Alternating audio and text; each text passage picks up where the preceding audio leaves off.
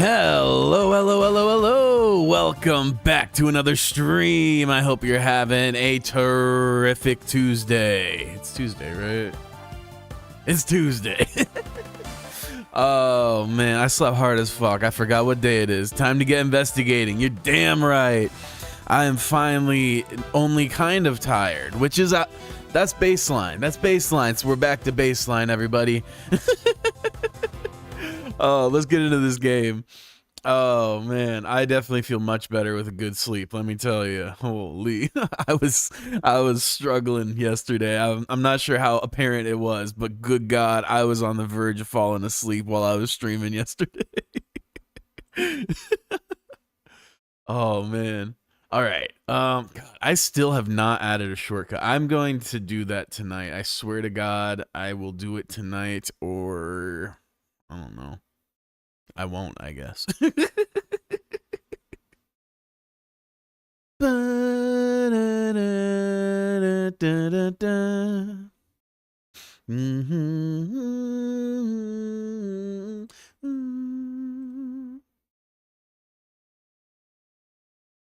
There we go.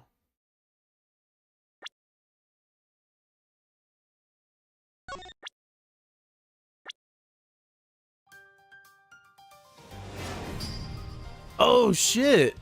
I didn't realize that it changes the title screen to match. Why is this so small? Hold on a sec.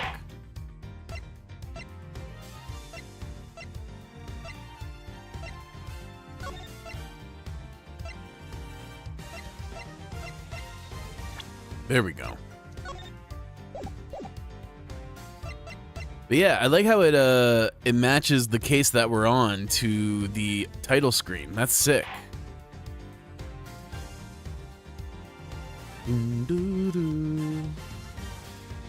All right.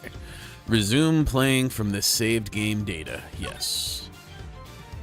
Same applies for investigation too. Nice. I like that. It's a nice little touch. I feel like those small little, like, I don't know what the word is, but just the little details that really pull together the aesthetic experience of something really do make a big difference, you know? A little bit of effort that goes a long way, so to speak. March 14th, 7:44 p.m. Theatrum Neutralis lobby.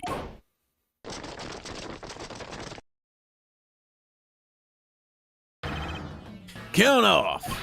1, 1, 1, 1, 1, 1, 1, 1, 1.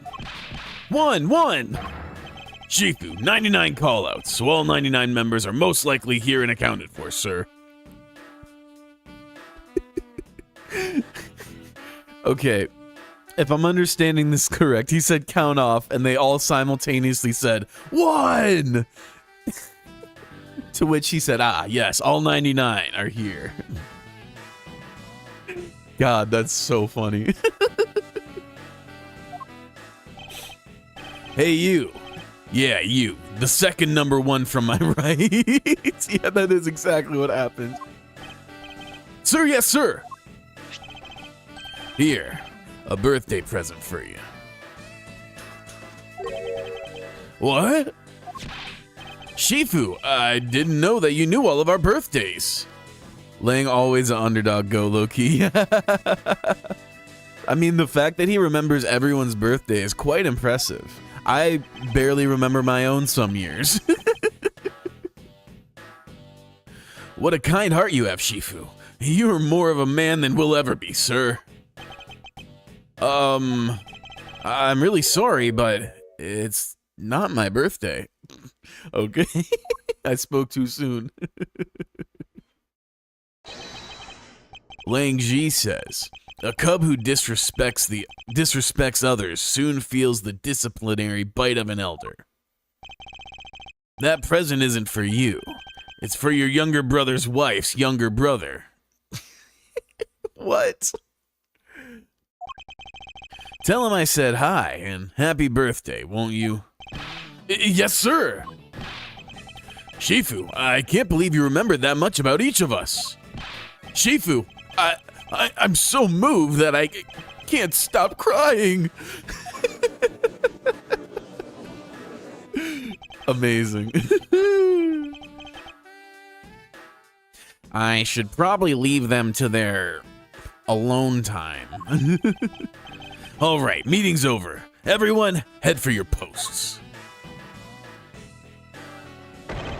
Dismissed. Sir. Hilarious.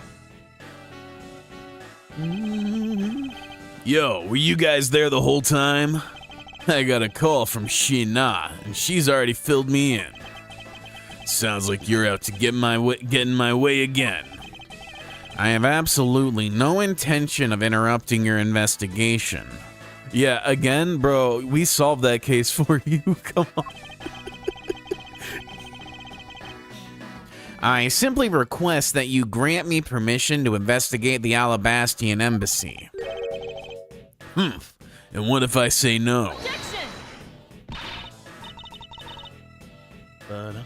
Agent Lang, this man is my subordinate. As I have received permission from the ambassador, he is to be extended the same rights. Sorry, sis, but it's not that simple. Alabast has the strictest immigration regulations in the world. Or didn't you know? Excuse me. Even among my elite men, only about half of them were admitted into the country. Besides, any more cooks in the kitchen, and we might spoil the soup if you get what I mean. How dare you make such assumptions? Don't take this the wrong way, but I thought I was in charge of Alabast, Miss Von Karma. Look, try to understand, okay? Things over in Alabast are a bit of a mess right now. What do you mean by a bit of a mess? No one told you? We had an incident in Alabast as well. Oh my god. I didn't realize I picked the perfect title for today. This is what we call a decision based on the investigation, Mr. Prosecutor. Look, Wolfie, just let us in already.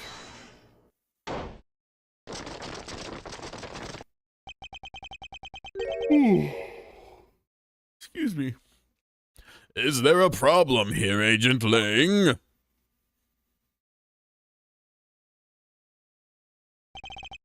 Not really, just having a discussion about whether or not to let these guys in. Oh my god, this guy, oh boy. Ambassador Alba, I ask that you please allow these people to join the investigation. Having a debate because of my country. I'm terribly sorry for placing you good people in that kind of situation. It is all because I lacked the strength to govern well. Please, it's nothing of the sort, Ambassador. You weakling! Curse your frailty and inability to effect change in your country. What are you? The thing is, investigations conducted in my country have been under Agent Lang. And it is my judgment that in order to minimize disruption in the investigation, I should leave everything up to Agent Lang. There, you see? Oh, no way!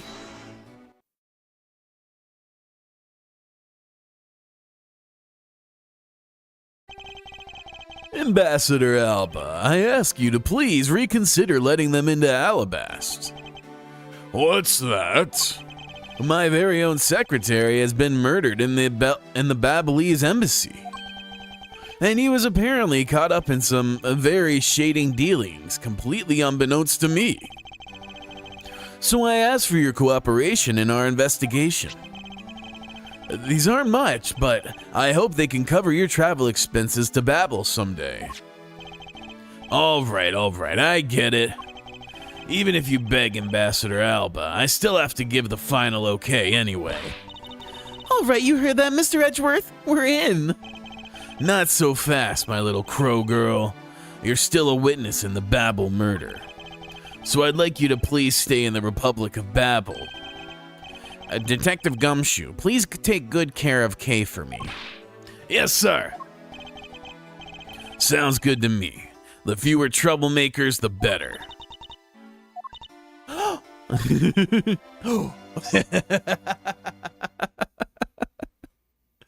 Yeah, you know, Kay and Gumshoe are kind of spiritually similar in a way. Hey, Mr. Edgeworth. Yes? So, I wanted to ask for a while now, but that lady over there, is she who I think she is? Ah, that's right. I didn't introduce the two of you yet. Franziska von Karma is a prosecutorial protege. It's nice to see you again. Oh, I knew it. You're the whip lady. You may address me as Miss von Karma. Miss von Karma, I leave the investigation of Alabast in your hands. Thanks. Rest assured, I will schmop both the smuggling ring and the Atagarasu. The smuggling ring, huh? Perhaps I should ask Franziska a bit more about them before I head into Alabast. And I mustn't forget to thank Ambassador Poleno for all that he's done for me.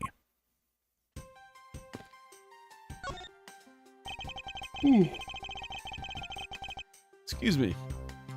You've made so much progress in your investigation in such a short period of time. It's truly amazing. Agent Hicks, whose help I had requested, was cut down before he completed his task. There is no room for further failure in my perfect investigation. In spite of that, I believe you were able to obtain some insight into the ring, correct? It was nothing. I simply made some deductions based on the smuggling item I was following. You mean the Babylese ink? Alright. One sec, I gotta check something real quick.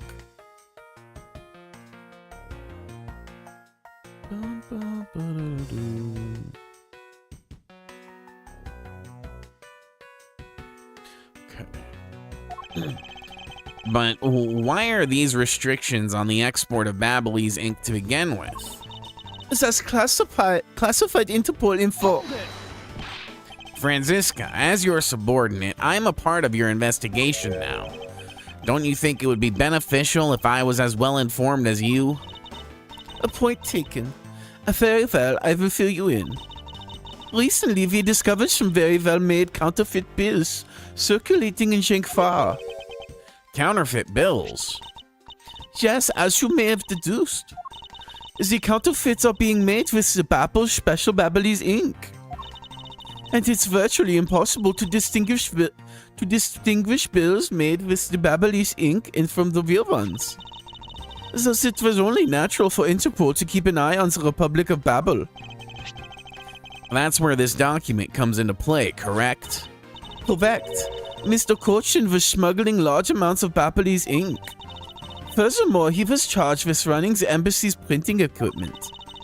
That's all the evidence I need to know that he was the head of the smuggling ring. However, there remains one tiny problem. Let me guess, you still have yet to find the counterfeit bills or the smuggled ink. Yes, and while we are listing things, I might as well add the counterfeit plates to the pile. Since we haven't been able to locate any of these items in the Babylese embassy, we're looking into the Alabastan embassy next. It doesn't matter where they're hidden. Mark my words, I will find them. Interesting.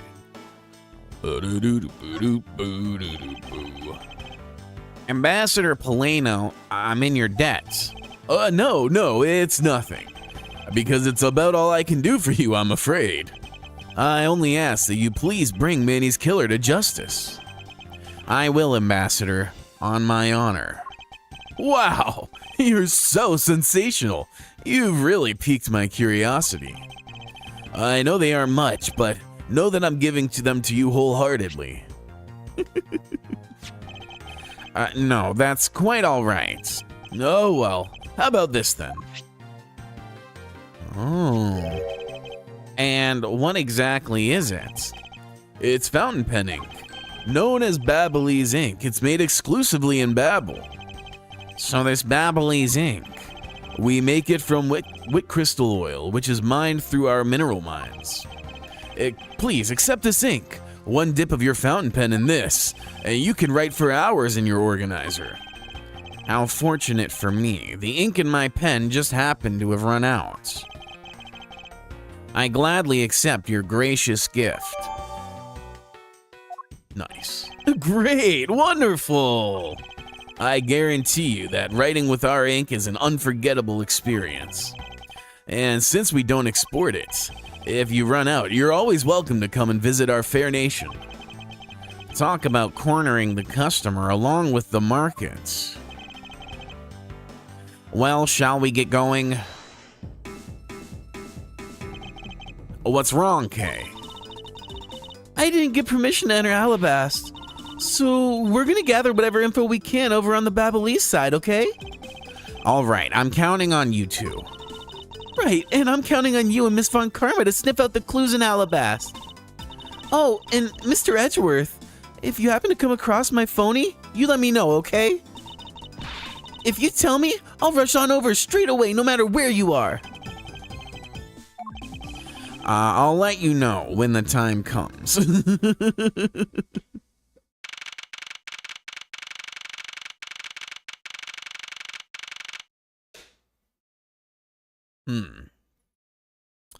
I see. This is quite the mess indeed.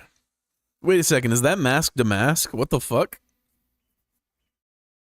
March 14th, 8:17 p.m. Alabastion Embassy, Ambassador's Office. Oh, what the fuck? Oh!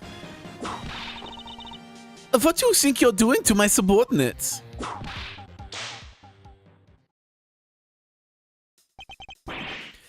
You're... Edgy! Oh, thank heavens you're here! I'm in a really big pickle, your lordship. The raven, it appeared and poof, then it disappeared, swoosh. Larry, yeah. And though I am the Steel Samurai, my sword, I'm so confused. I don't know what anything means anymore. Who is this fruitcake? I'm Larry of the House of Butts, married man of Neo Old Tokyo, milady. Now I remember, this person is one of your friends, isn't he, Miles? Yes, frighteningly enough, he is. Hey, what's up with that answer? Your best bud is in a bind and you act like it's no big deal. What sort of bind are we talking about here? The suspect kind. I accidentally became a suspect in a murder. I see. That is quite the bind. Not that we're in the least bit surprised. Yes, I pretty much expected this news. From the instant I saw his unlucky face. His name is Larry Butts. I've known him since grade school, and for as long as I've known him, he has been the world's largest source of trouble, with a capital T. Hey, what kind of introduction is that? You're so mean, Edgy. If you're not careful, you might find your tiny number of friends go down by one. That was uncalled for. Besides, you're... oh, whoops. Wait, hold on. Larry? It was you? You're the one who wrote my Steel Samurai autograph? Oh, you didn't notice earlier? I even winked at you through my headpiece. What's going on? And why are you beet red? Sorry, but could you not speak to me right now? Genuinely getting his idol absolutely destroyed. The man will only ever see the fucking he'll only ever see Larry Butts now when he watches Steel Samurai. Oh, sorry. Am I interrupting your comical yet melodramatic play? Aha. So this is the incident you mentioned earlier. Mr. Prosecutor, this man, this childhood friend of yours, is our prime suspect. Of what, you ask? Of the murder of a man who had snuck into this embassy, Mask to Mask II. Mask Damask II?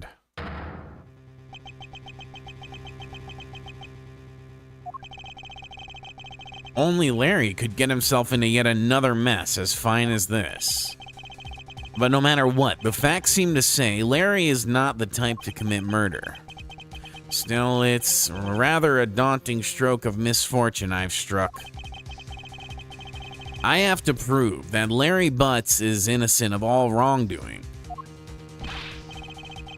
Shifu, we've identified the victim. Good work. I'll take that report now. Agent Lang, would you mind if we took a peek at it Agent Lang, would you mind if we took a peek at it as well?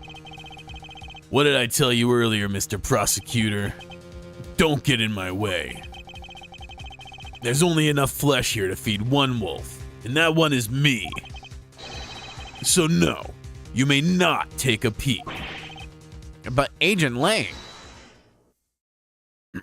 Oh shit! Let's go. Agent Lang, will you allow an investigator such as myself to take a look? Ah, yes, of course. You let the detective see the file. Oh, you let the detective see the file. You're a Detective Bad. You're the prosecutor, Mr. Edgeworth, right? Fancy meeting you here, Detective. You weren't expecting me? Ever since that day 7 years ago, I've chased after the Yatagarasu non-stop. I even pressured Interpol into keeping me in the loop, in case a card was ever found. What incredible dedication to the case. Detective Bad knows the Yatagarasu's MO very well, and his passion for the chase hasn't died down in these 7 long years. It's something I can respect. But Detective Bad, I must ask, are you gonna make an ally out of this prosecutor? My only goal is to arrest the Yatagarasu. If he can get to the bottom of this case, then I'm willing to share info with him. I'm in your debt, Detective Bad. Hell yeah. About the murder of Damask II, would you be willing to fill me in on a few of the details? When the Yatagarasu showed up, Agent Lang and I took ourselves off guard duty and put ourselves in charge of directing things at this crime scene. Taking advantage of the chaos, Damask II, he broke into this embassy. Probably to steal some treasure or another.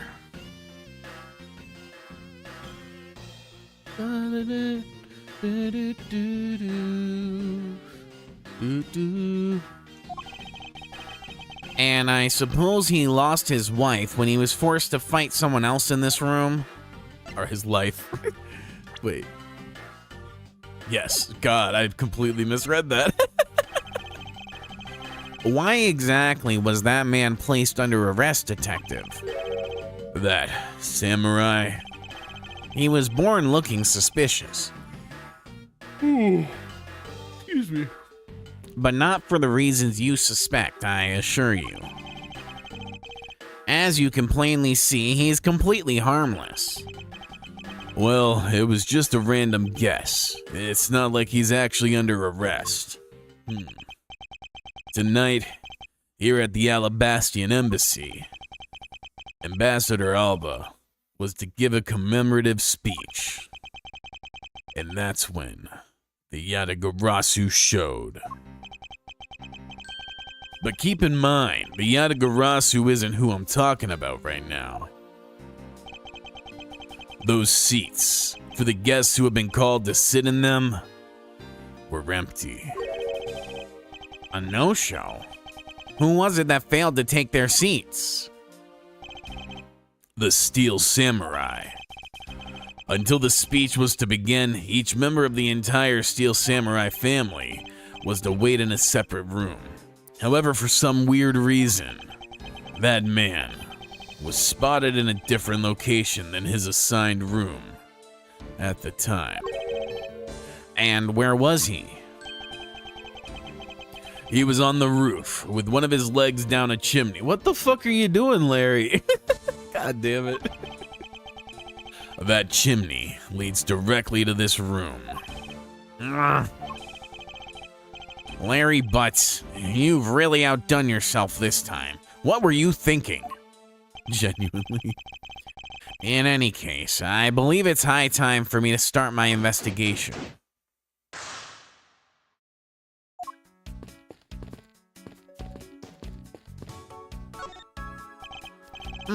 Two gorgeous flowers are in full bloom here. Is it just me, or does it look like at least two were dug up as well? I'm sure flowers as lovely as these must have an equally lovely name. Excuse me. Miss Edgeworth, are you done staring? I should hardly think passion flowers are also that rare. Passion flowers? Now, that's a rather unusual name. It was named by priests in the 15th century for the Passion of the Christ. Interesting. As they say, you learn something new every day.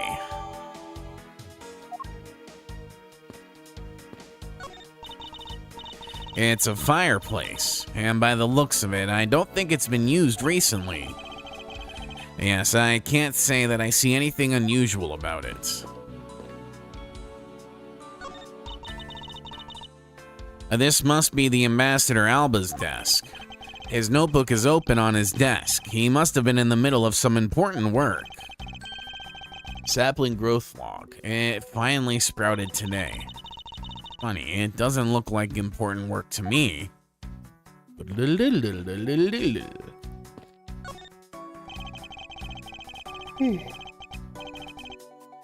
person shaking hands with the steel samurai in this picture is Ambassador Alba. It was taken just before the murder. Good to know. The Steel Samurai must be very popular. They're even using the National Treasure as a backdrop. I just don't understand what exactly is so great about Top Knot there. Clearly there is a depth to this show that a young person like you can't fathom. Speaking of young people, aren't young children the target audience of this show of costumed actors? It be that way sometimes. So, this is the victim, Damask 2. What is with this gaudy outfit? You don't know about Mask Damask?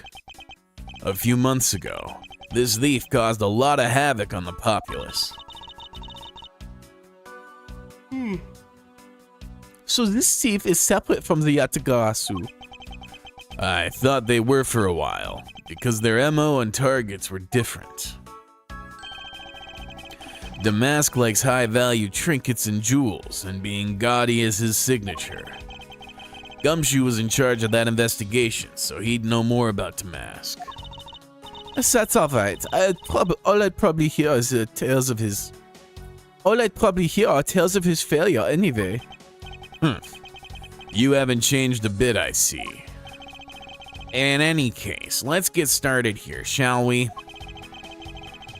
I won't rest until I've inspected every suspicious-looking nook and cranny. So this is the murder weapon in this case. There's blood on the blade. It's a rather sweeping sword, isn't it? What did you expect? It's Steel Samurai Daddy's secondary weapon. I only call it his secondary because although he uses his sword in most of his battles, it's his trusty samurai spear that he turns to in real fights. You sure know quite a bit about the Steel Samurai. That's only because I saw the stage show earlier. The owner of this sword is the Steel Samurai, or in other words, Larry. I should probably ask him about it, as detrimental as it is to proving him innocent. I cannot read for shit today.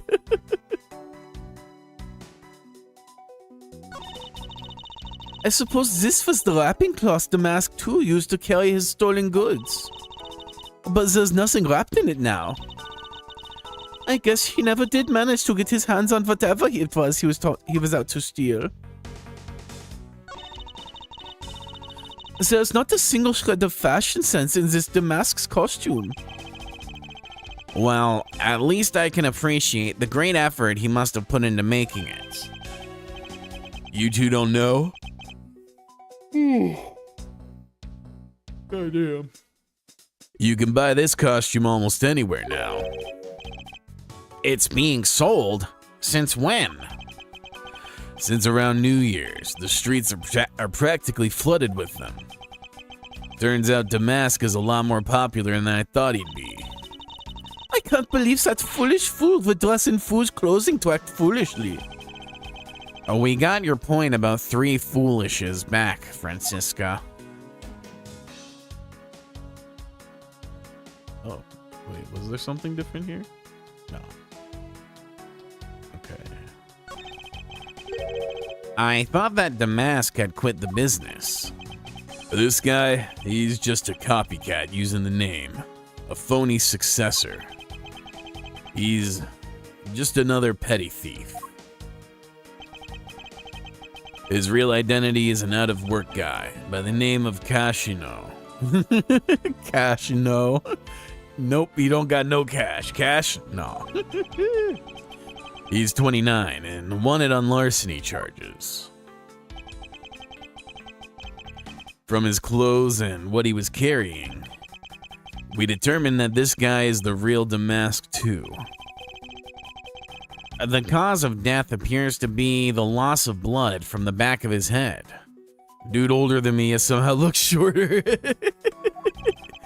Damn, it be that way sometimes, you know? Some people just short.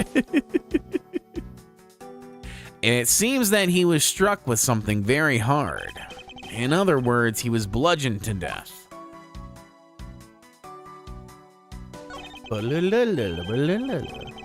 What is he holding? It looks like a piece of paper from a notepad. It would appear that directions on how to reach this room were written by hand. There's something written on the back as well. I'd like you to steal the Prima Duck statue in this room. What is that supposed to mean? Who writes a note to themselves like that? If I had to guess from the text, I would say that this is actually a request from someone about what to steal. Just who is the person that requested the theft of the Prima Duck statue? Okay. Anything else? Nope. No matter how hard you try, you'll never be a necessity in our Shifu's investigation. Is that a fact? But no matter how good he is, he's bound to overlook something. If you insult our Shifu, then prepare to be punished. Oh, and how exactly would you punish us? Every investigator under Shifu's command will work to disrupt your investigation. A vindictive much? Oh. The counterpart to the Babyliss butterfly is the Alabastian flower. The butterfly and the flower are both lovely things. But can we interpret this to mean that Alabast provides honey to Babel? Franziska, can't you come up with a more meaningful or profound comment? Very well then. Let's hear what sort of profound comment you can come up with. Well, flowers cannot survive without the butterflies that spread their pollen. And butterflies cannot live without the nectar that flowers provide. If either one were to disappear from the equation, neither would survive. How was that, Miss Von Karma? Your explanation took so long that I nearly fell asleep. Well, let's continue our investigation. Franziska, why can't you just admit that I had something there? Nah, you cooked, bro. You cooked. You did great. You did some investigating over in the Babyliss embassy too, right? I did. Is there a problem?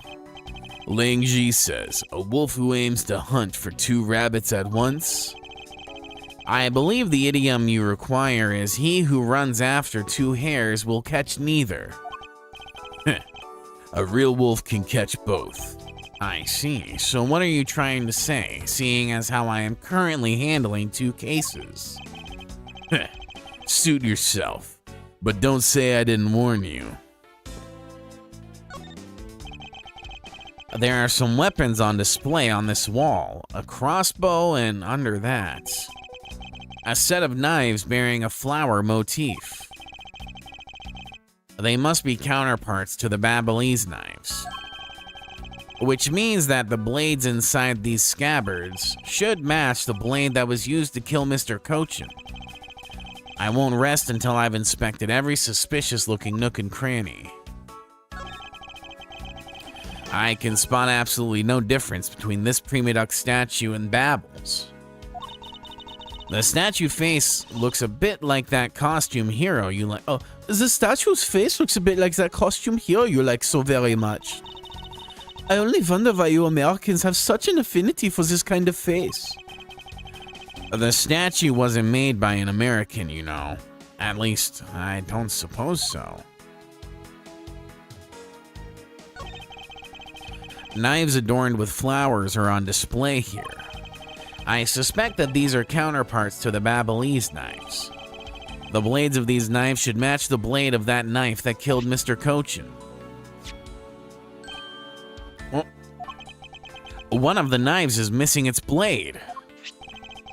Let's see, if the 2 pieces, the blade and the handle, fit each other.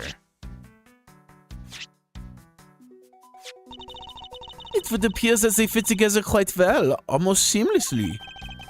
Then this means that an Alabastian knife did find its way into Babel. But how? How indeed? Why is there a weapon on display in a place like this? I wonder why there are no whips on display here. It's the Steel Samurai's primary weapon, the Samurai Spear. Isn't it awesome? I totally fell for this thing. It's sleek and shiny, just like my heart. It comes at you like whoosh. And when you hold it, you just want to live like bam. And you do well to watch what you say, Larry. Although it is just as Larry says, the spear is quite the symbol of valor. However, speaking of spears, aren't you supposed to use them by thrusting the point straight into your opponent? I'm not entirely convinced this spear is up to the task. What's wrong, Edgy? You're just staring off into the distance. Oh, I get it. Tell you what, I'll tell the studio to make you one, okay? But this one's mine. Did I say anything about wanting one?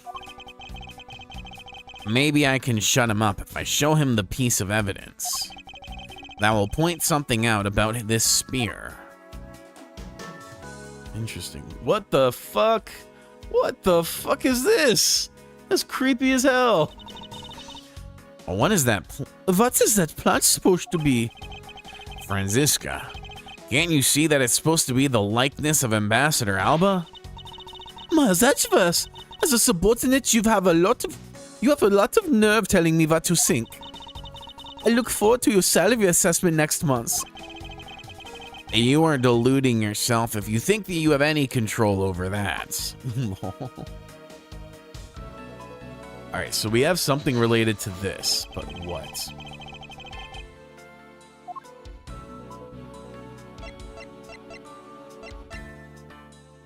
Also, that looks very different.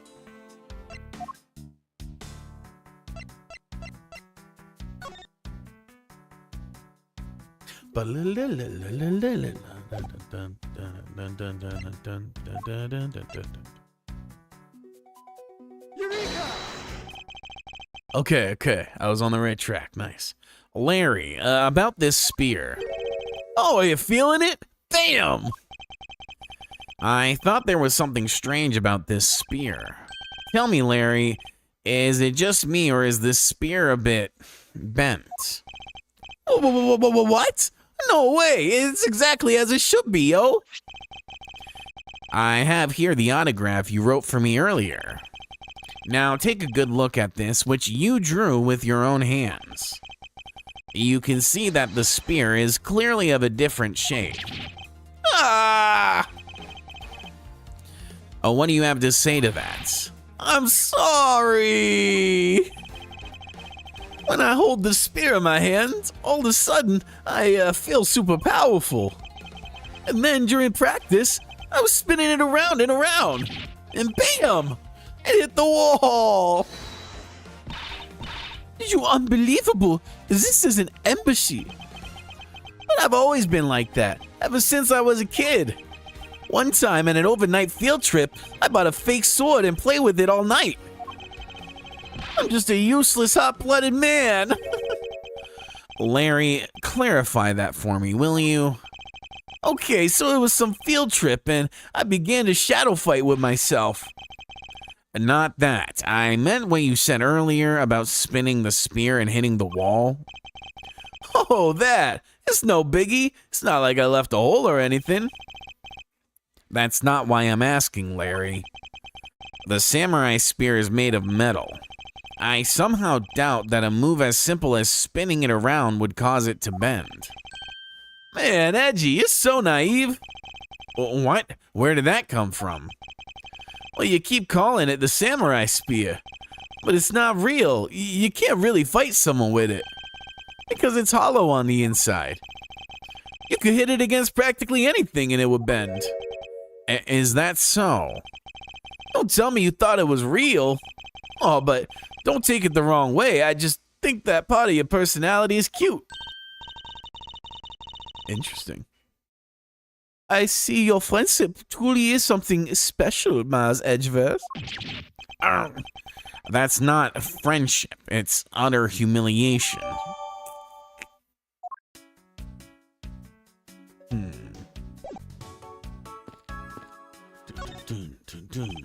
Larry, there are a few things I need to ask you about. Hey, how about that? I got a few things I gotta ask you too.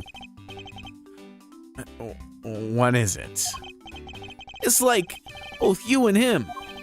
How is it that the two of you always manage to have some cute, hot girl by your side? And Franzi, what about that promise you made to me? Promise? What promise? The one where you said you would model for my next book, Franzi's Whippity Whip Trip. Yow! I made no such promise. Ever since grade school, we've had a certain saying about Larry. When something smells, it's usually the butts. One needs to look no further than this man to find the king of troublemakers. As I recall, aren't you calling yourself Laurice Donim now? That's Donim! Laurice Donim! Get that right! Get that straight in your head, Edgy. Ow, ow, ow, ow. Now I remember, you're that rude, pale imitation of a real artist. No, you got it all wrong. I gave up on that whole Laurice business. Besides, when Banjolina left me and my heart in pieces, that's when Mindy walked into my life. She'd been so good to me that I wanted to help her in some way. And I figured I could through this Steel Samurai outfit. Your inane blastering makes less and less sense each time we meet. Gave up after 1 week, by the way. Oh my god. What's good, Tony? That's so short-lived. Bro really gave up so fast. And he was like low-key kind of good at it too. That's the worst part. I believe he's saying that he picked up this part-time job as the Steel Samurai so that he may attempt to capture the heart of the actress who plays the Pink Princess. You got it! I knew you'd know what I meant, Edgy. Not really. It's not so much as I understood, but a simple deduction based on your usual modus operandi, Larry. Damn. Larry, I'd like you to confess right now to everything you did tonight. And for that kitty, I guess. Yeah. Dude's too horny for his own good, for real. Confess? Hey, don't tell me you suspect me too. Nonsense. I don't believe you have the mental acuity needed to plan and execute a murder. However, we are talking about you here, so I find it hard to believe that nothing happened. For past experience has taught me that you are always at the center of some insane event. Edgy! How can you be so mean, stabbing me with your words like that? Objection! Welcome, Luminix. Hope you're having a terrific Tuesday. Happy to see you. Welcome to the chat. So I suggest that you cooperate and tell me what you know. There we go. Hey, thank you for the follow. Appreciate it. Okay, I get it. Just stop Franzi from whipping me from behind. So, I guess you know what I did, right, Edgy? I can't even begin to imagine. However, I imagine that whatever you were up to was probably beyond my imagination. So you will tell me what exactly you did, Larry? Nope, not yet, Edgy. I'll take more than that to loosen my lips. Aw shit, here we go again indeed. Larry's not gonna make this easy for us. A lot more! Confess now. Oh. Okay, well, I was up on the roof. And why exactly were you up there? Oh, you know what? That wintry custom in the legendary hero. Legendary? Hero? Santa Claus! Of course. Santa Claus. I wanted to do that thing he does, so I climbed up to one of the chimneys. But when I got there was smoke pouring out of the chimney. Oh my God, Larry. And? Well, I couldn't go down the chimney with smoke coming up, right? So I gave up. Oh boy. Larry, you do realize that Santa Claus does not exist, right? Of course I know. I did graduate from junior high, you know. Then you should also understand this. If Santa was real, he would be the biggest unlawful trespasser in history. Aw, crud! It is your attempt to imitate Santa that has landed you as a prime suspect in this murder. Come on, man! What's so wrong with pretending to be Santa? Let's start with the fact that it will be the Ides of March in a matter of hours. Santa only visits homes on December 24th. That's December, you nitwits. Lol, the Ides of March. No, we're in May, not March. No! Hey, wait a sec, we're not in court. Santa low-key a creep if you think about it. Grown-ass man going down chimney to houses he don't know. Hell yeah. Stalking children, keeping records of them, how they're behaving. Dude's kind of a creep, not gonna lie. Pretty creepy shit. Oh, boom. Oh, that. Well, I shook hands with the ambassador in this room, you know. Yes, apparently you did. And well, I totally forgot about it and left it behind when I left afterwards. You want to talk about shock? I was the most shocked of all when I heard it killed someone.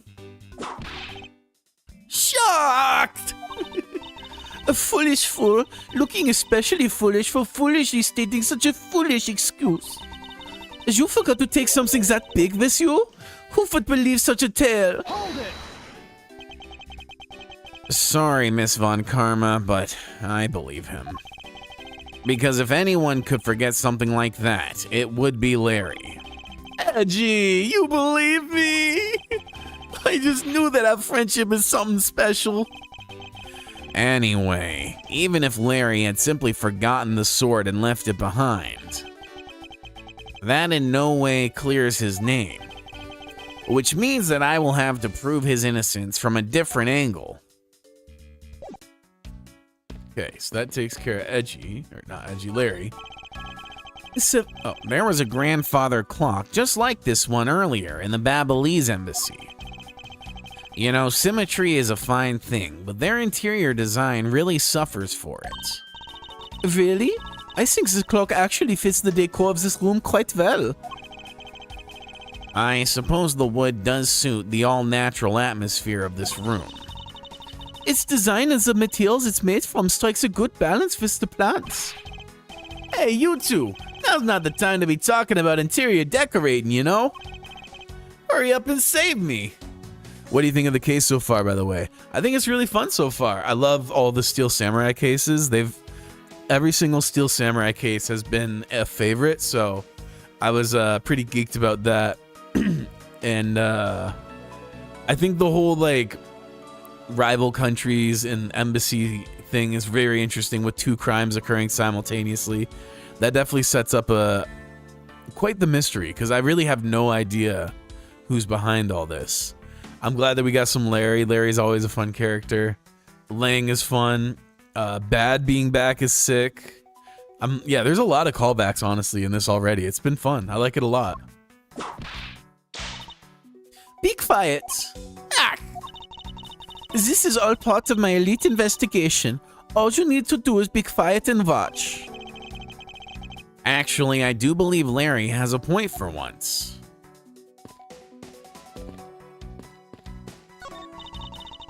There are decorative plants here as well. This room is overflowing with nature. Humans used to live in the grandeur of nature once long ago. I believe I'm not mistaken in thinking that those people truly loved nature. Oof. This coming from a man who loves shows featuring costumed actors. She just had to go there again, didn't she?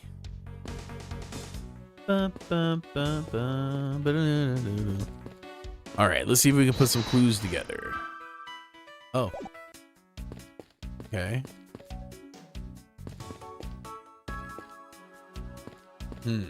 Oh, here we go, here we go. There was the exact same statue sitting in that Babyliss office we examined. It's the Prima Duck statue. It was the national treasure of the Principality of Codopia. There was only one of these statues, meaning that one of the two is a replica. But both Alabaster and Babel claim to have the real thing. What an incredibly childish fight to have. I won't rest until I've inspected every suspicious-looking nook and cranny. It's a Prima Duck statue. There was one of these on the Babyliss side as well. I hear it's very valuable, made of pure gold. It was the national treasure of Codopia. Damn, if that's solid gold, that's got to be heavy as shit. There was only one of these statues, meaning that one of the two is a replica. But both Alabaster and Babel claim to have the real thing, and it won't budge for their claim. What an incredibly childish fight to have. Heard once New Jersey and New York were fighting about the Statue of Liberty. This situation kind of like that. That's interesting. I didn't know about that. I'll have to look into that. They had a beef over that? That's so funny. Meanwhile, Buffalo has their two mini statues of Liberty that nobody else wants, apparently. Buffalo just laughing like, we have two on our town hall.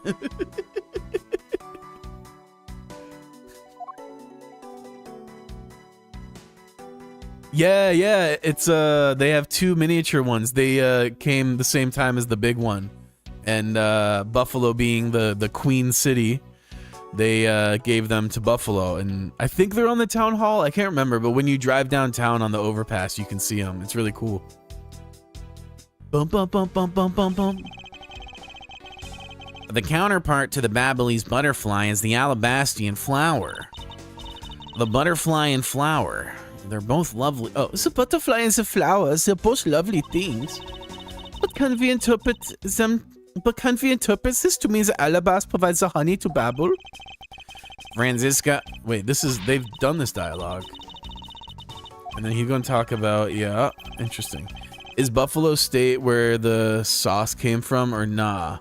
The wing sauce? Yeah, it's a bar called The Anchor in Buffalo, downtown.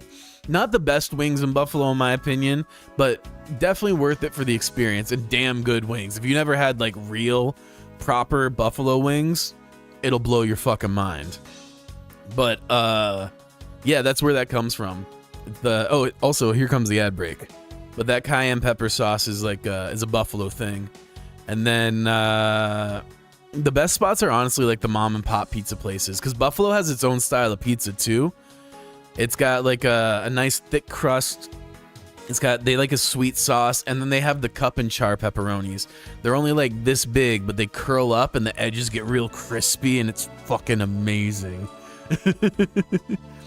But yeah, Buffalo, unironically, easily one of the top 5 food cities in the US, and people just don't know. It's so fire. The food there is incredible. Super diverse, multicultural options. Holes in the wall. Like, you could go to President Grover Cleveland's old hunting lodge and get the nastiest fucking cheeseburger you ever had in your life. It'll be a grilled cheeseburger, where instead of buns, you got grilled cheese sandwiching them patties together. Yeah, Buffalo's lit. It's like the US's best kept secret, in my opinion. And butterflies cannot live without the nectar that flowers provide. And if paying for that healthcare won't be, yeah, for real. Yeah. I'm itching to get back to the homeland so I don't have to pay for healthcare, because, oh god, holy shit. Luckily in California they have like a decent social safety net, but if we end up in the States and not California, boy. Oh god. Let's just hope we end up in Canada.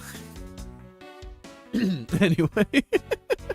If either one were to disappear from the equation, neither would survive.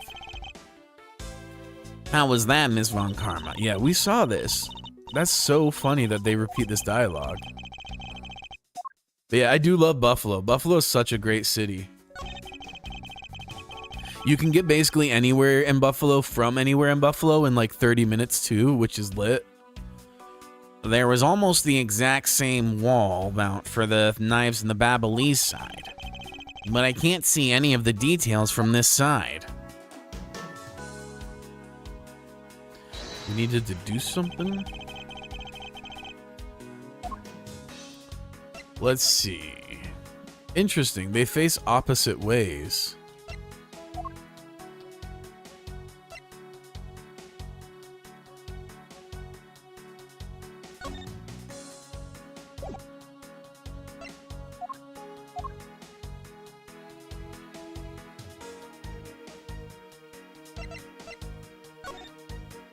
Wait, it is moved.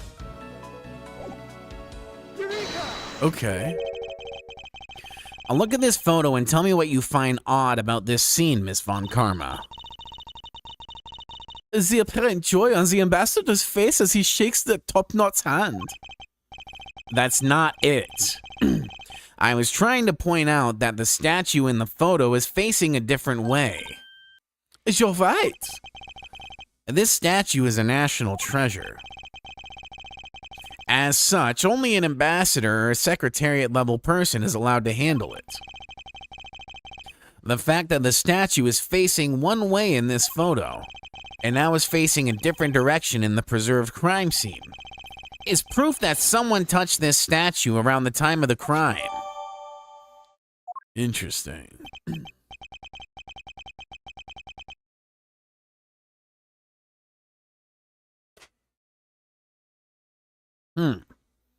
I guess that about wraps up my investigation.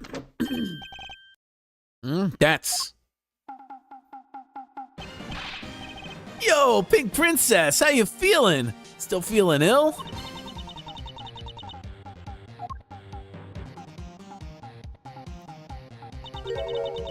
And yet another strange character comes out of the woodwork.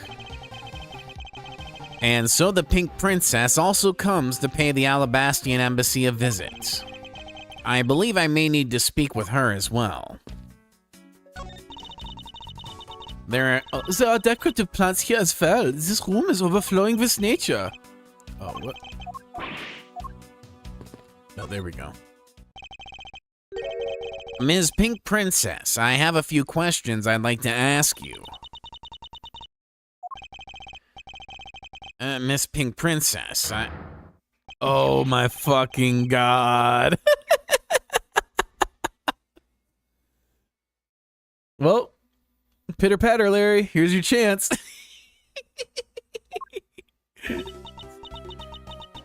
Comes back for revenge. Yeah. This must be what they call fate. How could this happen 2 days in a row? Oh, what the? Aren't you Miss Old Bag? Why are you surprised? So you're the one they got to play the Steel Samurai. It's too bad I didn't realize that until now. You are acquaintances with Larry? Oh, yes. We worked at the same company for a little while, you know. That's why it's okay, my edgy poo. You don't need to be jealous. No. I was in the next room, you know, trying to get in some beauty sleep. But it was so noisy here that I couldn't fall asleep, so I came over to complain. So imagine my shock when I saw my precious edgy poo waiting here for me. I mean, who could have imagined that you would ever come to a show like this? I guess I've misjudged you, edgy poo. You misjudged him? I thought he was trying to avoid me, you know. Edgeworth low-key always having his ops around him. Yeah, for real. Hey, you know what they say, keep your friends close and your enemies closer. But with friends like these.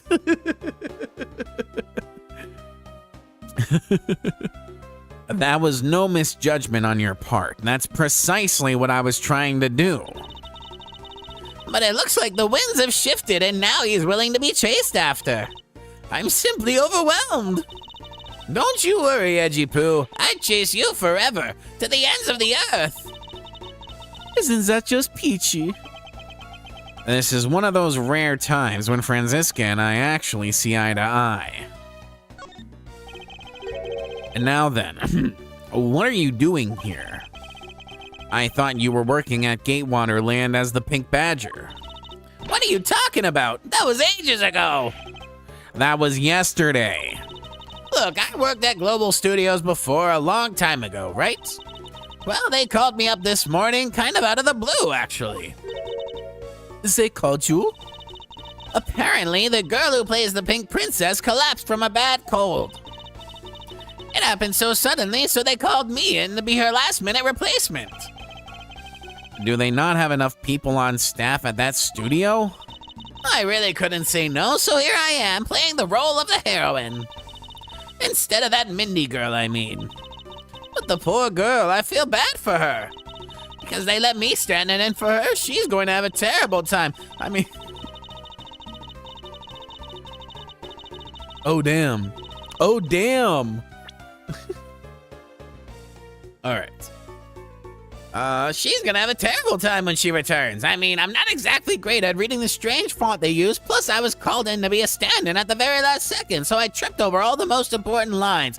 I threw that rag doll instead of the shuriken, hit the Steel Samurai instead of the enemy, and the audience was in an uproar, but as an avant-garde actress, they'll forgive me, because I tell you, they're really just a bunch of simpletons.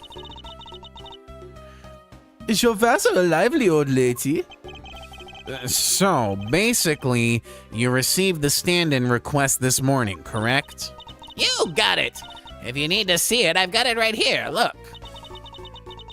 It appears that she is telling the truth.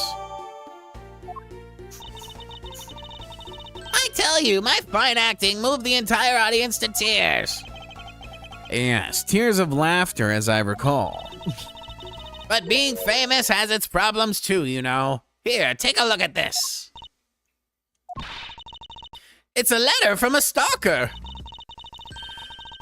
I was just taking my break when I found this stuck under the door to my room. Wendy, I'll be descending on you from above tonight. Your love, Knight. Honestly, you really have to watch out for these kinds of things. Look at what it says. Wendy, I'll be descending on you from above tonight. Your loving knight. Oof, how absolutely revolting. I mean, you'd think you could get my name right. There's no accent on my name. Wait, this horrible handwriting. Where have I seen this before? But now that you're here, Edgy Poo, I feel 100% safe. Where do I factor into this? You'd bust that evil stalker man for my sake, wouldn't you, Edgy Poo? Well, if you allow me the liberty to handle this in my own way, I'll gladly dispatch a detective to your house later. Oh, come on, Edgy Poo. Stop being so dismissive and playing hard to get. What were you doing at the time of the crime? What crime? What? After the show was over, I've had nothing but free time on my hands. So I used the fireplace in the room next door to keep my bad hip warm. He was trying to come down the chimney of the Pink Princess's room. This fucking guy. The murder occurred in the room right next to you. Is that right? Oh, Edgy Poo, I'm so scared. Hold me, caress me. If you could please not cling on to my personage. In any case, I take it then that you failed to show up at the Ambassador Alba's speech? Oh, that. No, I didn't go.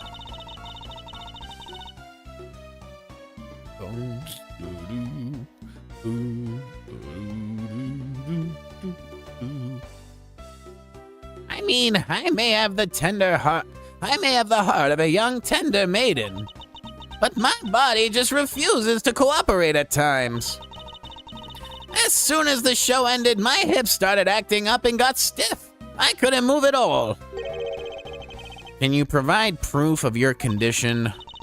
Oh, you just go on ahead and ask the doctors in the infirmary. They're the ones who carried me from the theater all the way to this embassy. I have to admit, the thought of her not being able to leave that room is rather pleasant. Prosecutor Von Karma, I brought the police dog as you requested, sir. Good work. You may leave now, officer. This dog. I've requested the assistance of a dog in our search for the Yatagarasu. Looks like you guys have some pretty bright dogs in this country, too. Woof, woof. Hey, you're a real cutie, aren't you? Yeah, that's a good boy. That's the police dog Gumshoe's been taken care of. I think its name is Missile. Aw. What a fitting name for a police dog that dashes out in front and attacks. That action alone isn't exactly what's going to solve the case for us, you know. Now, Missile, I want you to find some clues. Go.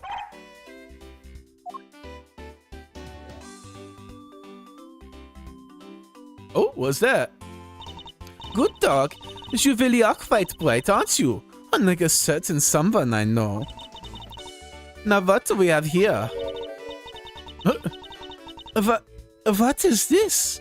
It looks like a small hot dog, but... Wait, Franziska, isn't that an official samurai dog?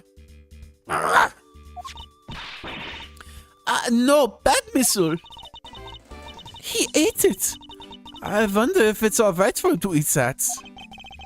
It's just a meat substance snack featuring the Steel Samurai. I'm sure he'll be fine. That's quite a bit of information you've gathered there in a single quick glance. We should really be focusing on why there was a samurai dog there in the first place. It looks like that snack wasn't all Missile found. Oh, and what do we have here? It appears to be the lady's undershirt. I wonder if Ambassador Alba might have an interest in cross-dressing. I somehow doubt that. It doesn't look like the shirt would even fit him. A samurai dog in a lady's undershirt. What are these two items doing in a room like this? Excuse me. Given the circumstances, the lady's undershirt could only belong to one person. I suppose I should get this over with and ask the owner of said undershirt about it. Oh boy.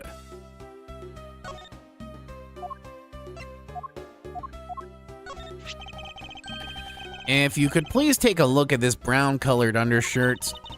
Ooh, Edgy Poo, what is the meaning of this?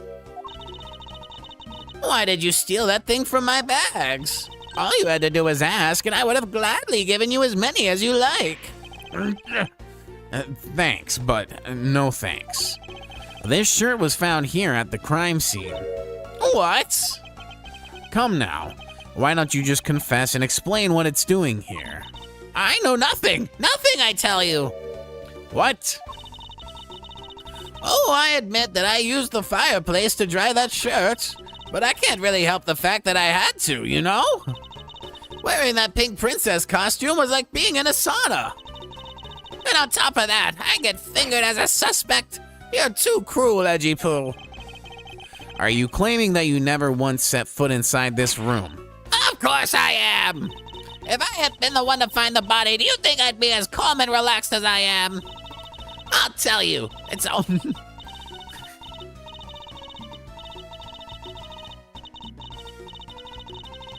Oh god, this is a long one. Mary, what? I tell you, it's always like this. It's always my fault for some reason or another. That weekly tabloid article is missing. The camera's missing. That lawyer always makes sure it's my fault. They're missing. Speaking of missing, there's the matter of my husband. Can you believe when we got married, he said, "I guess I'm stuck marrying you." What kind of a way to propose is that? What he should have done is he should have whispered in my ear, "I don't deserve you, but I can't help it. Will you marry me?" Honestly, men these days. Goddamn, she's a riot.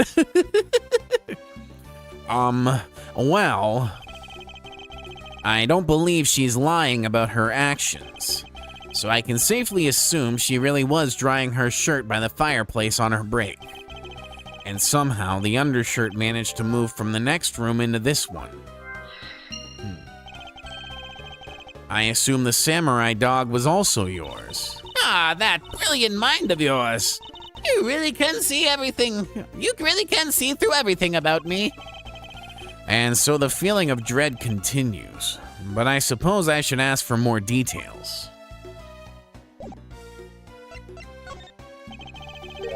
That samurai dog was yours, wasn't it?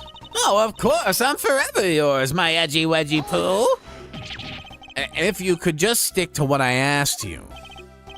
Edgy, you Miss Old Bag? No. You really don't change, do you? When will you learn how to take a joke? Anyway, that samurai dog wasn't mine. Those things are a present from the studio to the embassy. A present? The studio bigwigs basically told us to play delivery boys. We were supposed to hand the dogs off to the embassy people and tell them hi. I had to pile them all into the pushcart just to move them all. Those studio guys should have delivered those things by themselves, right, Edgy? So did you deliver the samurai dogs to the embassy staff as per your instructions? Hey, Edgy, don't just ignore me and my question. Aren't you gonna stick up for me? About that. See, after the show, I went to rest a spell in the dressing room. Because of my bad hip, you know. And there they were, the samurai dogs were just sitting on the dressing room floor. Uh-oh. I suppose you had to make preparations for distributing them after the show. Well, if by preparations you mean sampling them as well. Excuse me? Oh, I tried one and thought they were actually quite good. Sorry, but I just had to find out. I know it was a silly of me to think this, but I figured that since they're for a kids' show, their taste was probably for kids too. But they were so good that I couldn't stop. Before I went back to my room, I just had to help myself to half a dozen or so boxes. As I sat there by the roaring fire, warming them and eating them, I thought, this is... What is it now? Oh, I know. I bet you want a box too, don't you, my Edgy Poo? Well, who am I to say no to you? But I'll only give you one. The rest are all for me. It looks like the lesson for today is that when the Steel Samurai and the Pink Princess take off their masks, They transform into a pair of any annoying troublemakers. Yeah, true. Very true. Hi, Missile. He was a much bigger help than I thought he would be. Yes, however, there are a few aspects I don't understand about what he found. In that case, you should keep on investigating until you do understand. Now, my subordinate, continue with the investigation. All right, I will. It is with great dread that I proceed and do what I must to solve this case.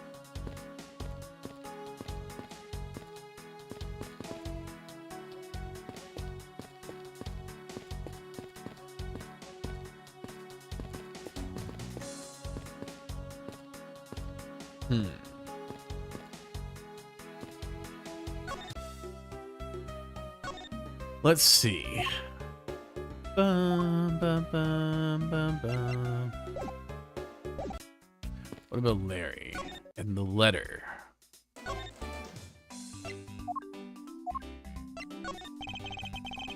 Larry, I wonder what you might know about this. Nope, not a clue. You didn't even look at it. Ah, that's because the only thing I can see right now is the form of my lovely Franzi. Oh, in that case, allow me to help you seal my form into you for all eternity.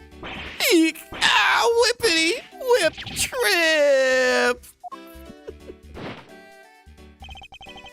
Now this is a trip I'm willing to endorse, especially if we can finally get some peace here.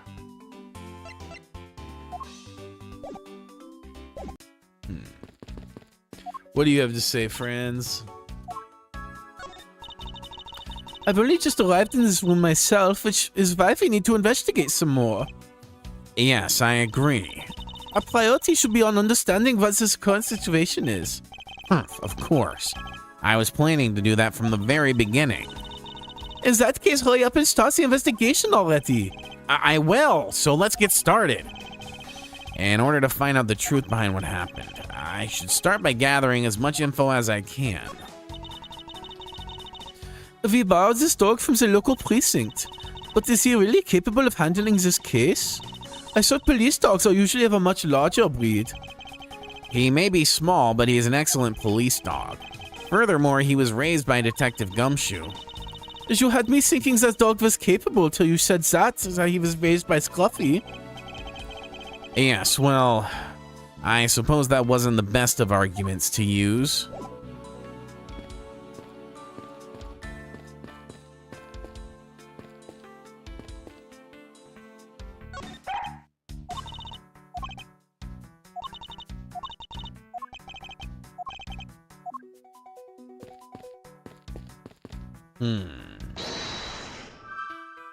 Oh, okay. Here we go. Here we go.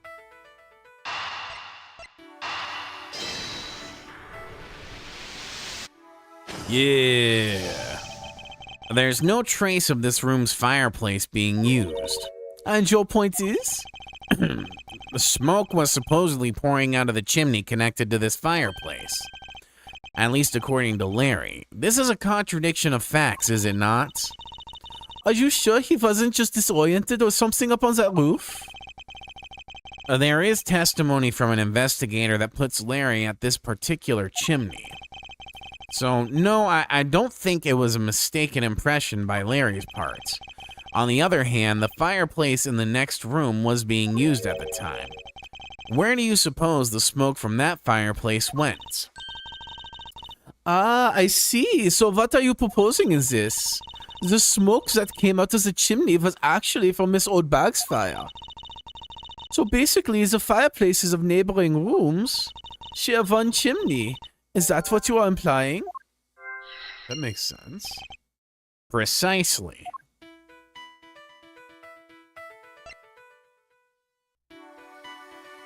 Does this go together? Aha! The lady's undershirt that Missile found. Why are you getting all excited over holding onto a lady's undergarment? Mars Edgeverse, you uncouth sea slug. If you know the owner of said undershirt, then hurry up and return it to her already. You have it all wrong. This is evidence. And the owner of the piece of this evidence was in the room next door. And yet, despite that, Missile found it in the fireplace of this room. This lady's undershirt. Are you seriously claiming that somehow it passed through the solid brick wall? Not quite. The fireplace in this room is connected to a chimney. The other fireplace in the other room is also connected to the same chimney, leading us to the possibility that the two fireplaces are connected to each other. Perhaps a closer look at the back of the fireplace is in order.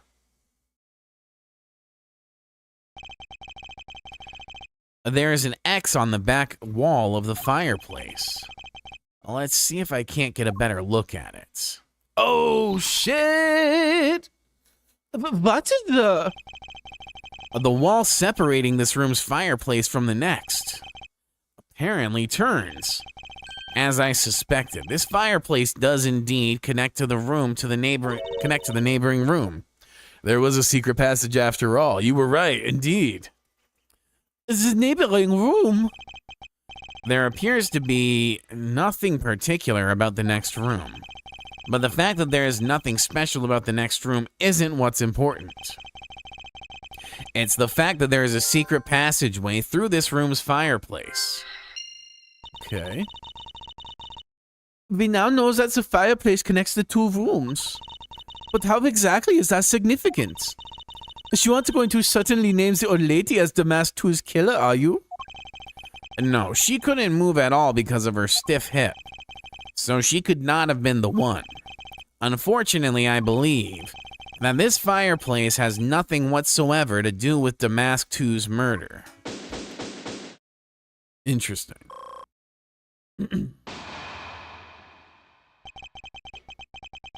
It would appear that the answer has made itself known.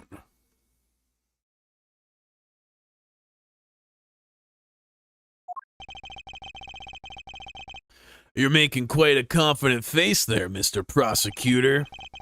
Bring it on. I'm ready to counter any argument you may have. Very well then, if you are prepared, I'll show you exactly where my deductions have led me. Good. I'm counting on you, Edgy. Leave it to me, Larry. My first attack will be to expose your lie for what it really is. My lie? I know that there is still something you are keeping from the rest of us. Oh, what's wrong with you? Why is it you won't believe me no matter what I say, Edgy? Curse you. I should just hurry up and die already if that's how it's gonna be. I'll confess to every murder in the whole world and then kill myself. Oh my god, what a drama queen. And then throw everything into mass confusion. Oh, Larry. You made some wonderful friends as a child, I see. Larry, I only have one thing to say to you. Even if you make that face at me, it's no use. A man who's ready to die is strong-willed, you know.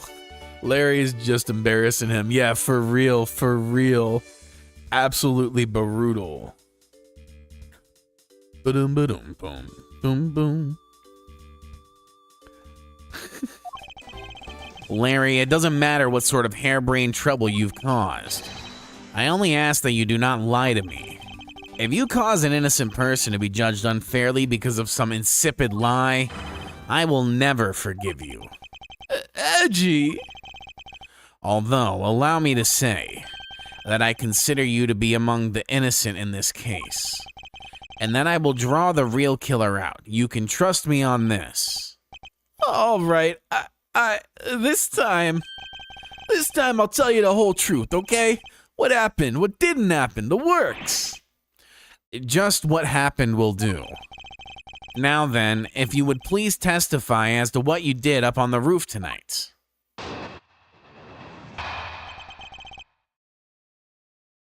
Up on the rooftop, click, click, click. After the show, I left the pushcart in the rose garden and came into the embassy. And they took a picture of me shaking hands with the ambassador. After that, and until my next appearance, I had some free time, so I wandered around. That's when I spotted the chimney. I chimney like that is a rare thing, you know. So then I wanted to play Santa and decided to give it a try. Larry, I thought I just finished telling you not to lie anymore. But it's kinda ultra embarrassing. And what exactly is so ultra embarrassing that you can't tell me? Edgy man, I just said it was embarrassing, so of course I can't just blurt it out. So you're just gonna have to reason it out of me. As your superior, I command you to hurry up and expose this man's lie. I have every intention to, for I'm not about to let us waste time on such a trifling matter. Oh, Larry, what are we gonna do with you?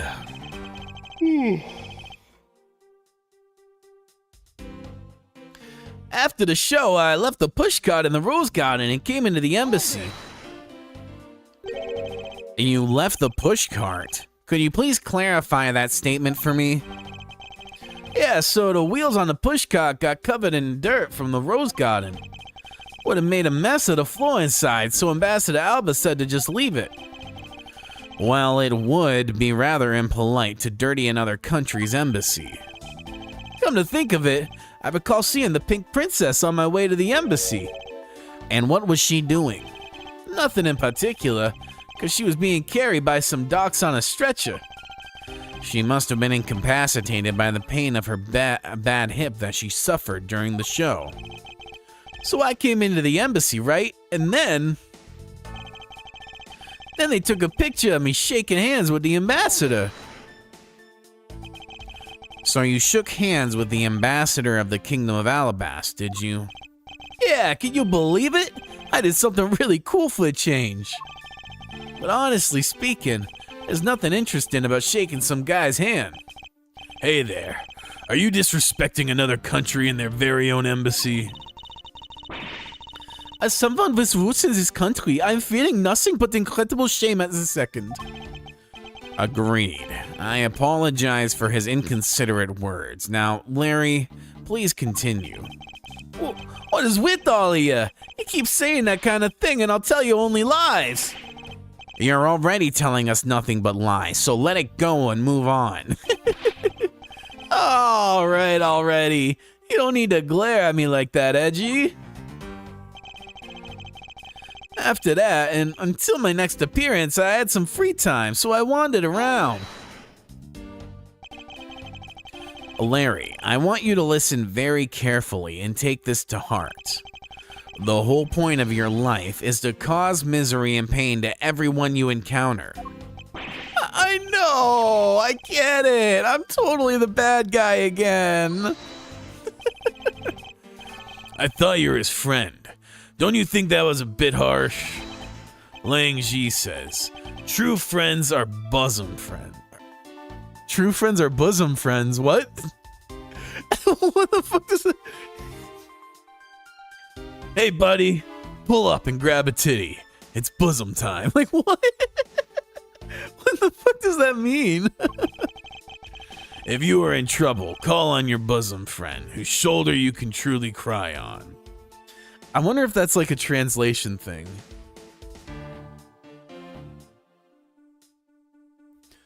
Bosom friend.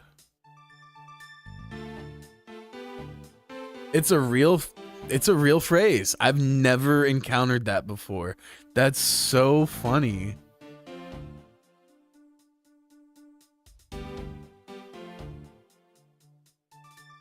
Interesting. Lang learning us new things. Yeah, he sure is. Hey, bosom buddy. Hope you're listening carefully to my testimony. Has it crossed your pea-sized brain yet that Agent Lang is only out to arrest you, Larry? Now then, you were wandering around inside the embassy, and then what happened? That's when I spotted the chimney. A chimney like that is a rare thing, you know? Hold it! I should hardly think that chimneys are that rare. Agreed, especially since they are a traditional feature of American houses. I don't know. Honestly, chimneys are pretty rare. Like, for real. Especially in new constructions. Like, people just don't really have fireplaces anymore. Plus, many grand buildings have even larger and fancier chimneys. Yeah, but the kind of chimney I'm talking about is the really romantic type. A romantic chimney? It might sound kind of silly, but women seem to really enjoy them. They might have been more common back when this game was released, like 2009. Yeah. I think, especially as like iconography, I think chimneys were much more prominent then. But I think it's been like a long decline that got really increased because probably roughly around 2009-ish, shortly after then, private equity started buying everything, and everything turned into fucking like McMansions or apartment complexes. So chimneys pretty quickly disappeared. But yeah, that would make sense. As like 2009, earlier-ish 2000s, you would probably see them a lot more for sure. And I just had a good feeling about that chimney. So then I wanted to play Santa, and I decided to give it a try. Hold it! You suddenly wanted to play Santa? Oh, well, actually, I dressed up as Santa once before already. I was down at Gourd Lake. I'd appreciate it if you wouldn't dredge up such unnecessary memories for me. Sounds like you guys share a lot of history. A perk to being childhood friends, huh? Besides, it's not a felony to dress up and play Santa, you know. Santa doesn't go around killing people after he comes down a family's chimney, after all. Actually, is it worth delving into whether or not playing Santa is a big deal? Let's save, just in case this is a terrible choice, but I do feel like we don't really have anything else, so I feel like I gotta press further on this, you know? Actually, I believe in the case of this man, playing Santa is actually quite a big deal. Are you saying your buddy isn't exactly made of Santa quality stuff? Precisely. You hit the nail on the head, Agent Lang. Hey, Edgy, that's so incredibly mean! Tell me something, Larry. Did you know that Santa's job is to deliver presents to people all over the world? Of course I know that. I did graduate from junior high, you know. In that case, it's your turn to tell me something. I want you to tell me whom you were delivering a present to. I was, delivering a present to a child, not basking in the warm glow of love. That must be the most elegant description of you I've ever heard, but a lie is still a lie. You sure know how to kick a guy when he's down, you know that? In any case, the person you wish to deliver a present to was most certainly this. Oh yeah, profiles, here we go. I mean, I don't think he meant to deliver it to Wendy necessarily. I think he meant to deliver to the Pink Princess, who was played by Wendy without him realizing. Interesting taste you have there, Mr. Suspect. Don't spread lies about me. I totally didn't want to see Miss Old Bag so much that I tried to go down a chimney. Ow! I advise you to stop right there in your bashing of a lady. Well, I must admit that I myself hardly ever have the want to run into that lady. However, what if you were misinformed and under the wrong impression? Then what?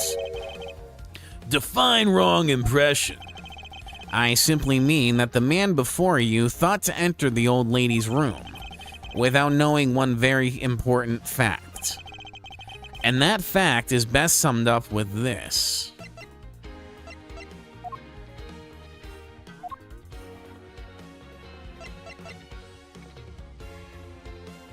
Take that! Larry, I'd like for you to take a look at this piece of evidence. Ah, shit. No way! But It's not really all that important, is it? It's always like this. You acting so high and mighty and then you bully me. That's why I refuse to look at it. Be quiet and take a look. Well, if you say so, Franzi, but only 'cause you say so.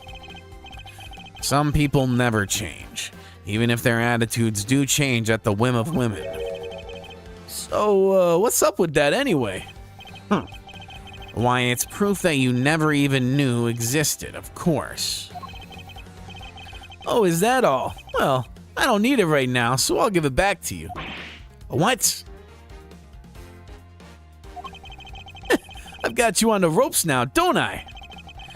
Was that piece of evidence? Oh, shit, okay. Larry didn't know one very important fact when he tried to sneak into the old bat's room. That fact, okay.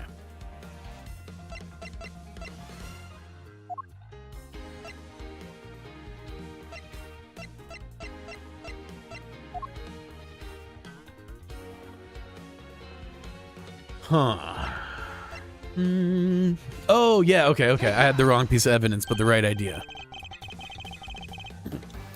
This is something the old lady received from her employer for the night. The girl who normally plays the Pink Princess, Mindy, was it again? It seems that this man is quite taken with that actress. But that's not true, Edgy. She's the one with the hots for me. I just know it. I can feel a sexy beam piercing my heart when she's watching me. A sexy beam, I tell ya. You filthy, despicable, inconsiderate, fickle, idiotic, cowardly apparition of a man. You haven't matured at all since we last met. Hey, Mr. Prosecutor. Yes? This guy, he's got bigger problems than just getting involved in murders, I take it.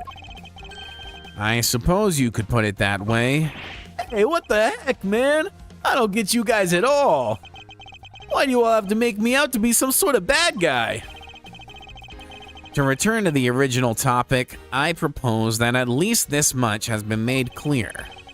Without any knowledge that Miss Mindy had fallen ill, Larry tried to make his way into the Pink Princess's room. That much we know for sure. They're just saying he's too much of a dumbass to be an actual murderer. Exactly. and they're correct.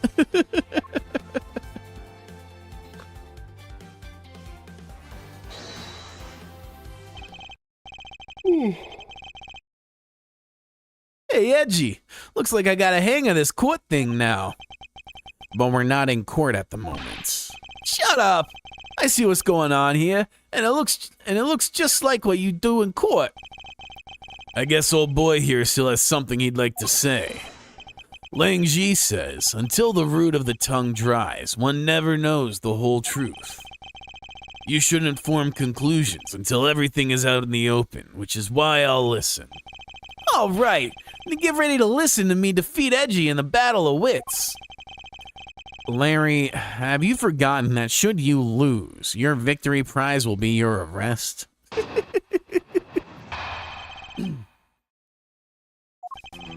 So you think that all I wanted to do was go visit Mindy? Well, I dressed up as Santa and climbed up the chimney, but the smoke was really thick. It was a case of mistaken identity, and that mistake made me late for the speech. And to top it all off, I became a suspect in a murder. That's what you really meant. But why would I ever put myself through so much humiliation on purpose?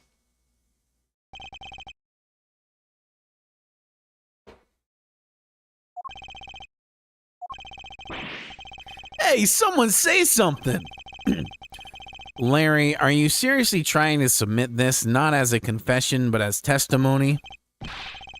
So what if I am? Is there something wrong with that? My claim is a claim, claiming my claim. You have a problem with that? So it was you. You're my stalker. But I should warn you, it doesn't matter what kind of flattery you throw at me. I'm the devoted type of woman who's wholly focused on one man. We'll let her finish and then read it. Whoa. Who's only focused on one man and one man only. And as long as Edgy Poo is alive, I can't just drop him and be unfaithful. No, I can't. Although earlier I was tempted just a tiny weeny bit by that wolf man, but that was just a test of my love for my dear Edgy-Poo, which I passed with flying colors. But from now on, I will stay completely true to my beloved Edgy-Poo for the rest of my eternity, I swear it! Ah, I'm so inspired. You're such an inconsiderate, cowardly, idiotic, and all-around completely worthless man. I thought I heard something ominous just now, but perhaps it was just my imagination. Nah, you definitely heard something ominous, bro. I believe there is nothing further for me to prove at this point. What do you mean? Of course you still got something to prove. You still have to show some proof that I was trying to meet up with Mindy. Proof, you say? Remember, Edgy, everything is evidence in court, right? You mean evidence is everything in court? Larry, you know what? I understand your point. Yeah, see? I'm totally a pro at this now. Very well. If you wish to see the evidence, then let me show you the last piece of evidence you'll ever wish to see. We ain't in court, bro, no. He is such a dumbass. But that's what I love about him, you know? I love these kind of lovable dumbasses. This is honestly probably my favorite trope of a character is the lovable dumbass. They're so funny. I love them. So you think that all I wanted to do was go visit Mindy? Well, I have been saying that for a while now. After all, if not for that, then for what other reason did you wish to go down that chimney? You can't say that without any evidence. That's against the rules, Edgy. Thanks for keeping the prosecutor in line for me, Mr. Suspect. I have the evidence, and if you wish to see it that badly, I can introduce you to. But it is not good to keep them waiting, my subordinate. Hurry and show them already. Lies, all lies, Edgy. Well, if you wish to lie, then by all means continue. Because I'm ready to expose your lie at a moment's notice. You won't get the better of me. Now let's see. Well, I dressed up as Santa and climbed up to the chimney, but the smoke was real thick. Was the smoke coming from the chimney really that thick? You bet. It was so thick I had tears pouring out of my eyes. I was a mess. I see. You do realize that you've just confirmed for us your chimney escapade? What? That's totally unfair. You tricked me, Edgy. Hardly. You simply have yet to master how to counter the cross-examination technique. Well, what I just said was a slip of the... no, I mean, I said the wrong thing. Besides, isn't this what you really meant to say about what I did tonight? It was a case of mistaken identity, and that mistake made me late for the speech.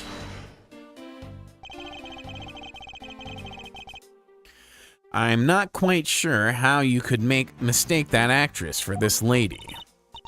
Oh, Edgy-Poo, Are you staring at me? Oh, are you finally succumbing to my feminine charms? I should think that the Steel Samurai is the one who should know all about your charms. what? Me? Edgy! What are you trying to do to me? Nothing. Simply that the Steel Samurai and the Pink Princess are husband and wife. Oh, is my poor little Edgy-Poo jealous? If you could please just drop that line of discussion right this instant. But Edgy, I told you, I already have Mindy. Speaking of Mindy, exactly what kind of woman would you say she is?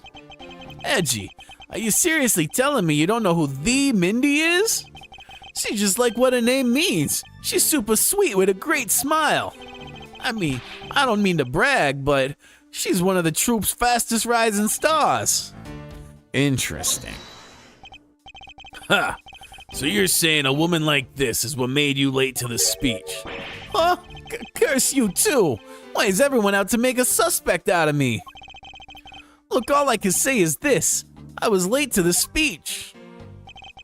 Then to top it all off, I became the suspect in a murder That's what you really meant. I suppose you might be correct in a small way. What do you mean by that? Besides being a suspect in a murder, there are a few other things that you are suspect of. Oh, not you too, Franzi. You tried to stalk me, but I won't let you intimidate me like that. Look, I already told you, Miss Oldbag. I wasn't after you. I was trying to see Mindy. Hey, Mr. Prosecutor. Can I just arrest this guy already?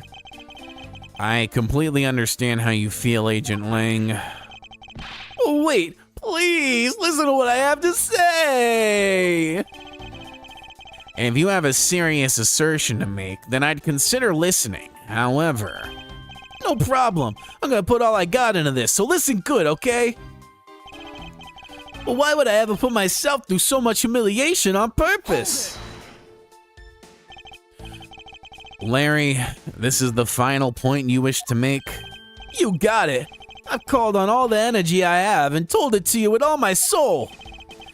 In that case, allow me to take that soul and break it. Huh? Yes, we will stamp it out under our feet. It's been ground to a fine powder.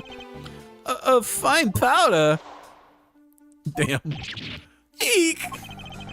If you really put all your soul into that, then you're ready for what's coming, right? In place of the Honorable Larry, I offer my soul to you. Larry, come out from behind there and face this like a man. You're scary, my liege. This whole testimony is one giant confession of all that he's done tonight. He's practically begging me to show why he bothered to put himself through all of this. Yeah. Okay, so now we need, I think this last one is where we present it. And bada bang. Larry, don't even think about denying that you have knowledge of this letter. Hey! Why are you showing that thing to me? Wendy, I'll be descending on you from above tonight, your loving knight. Well, isn't that just romantic? But you weren't able to descend on her from above, were you, Mr. Loving Knight? Ah, I have no idea what you're talking about. I don't remember a thing.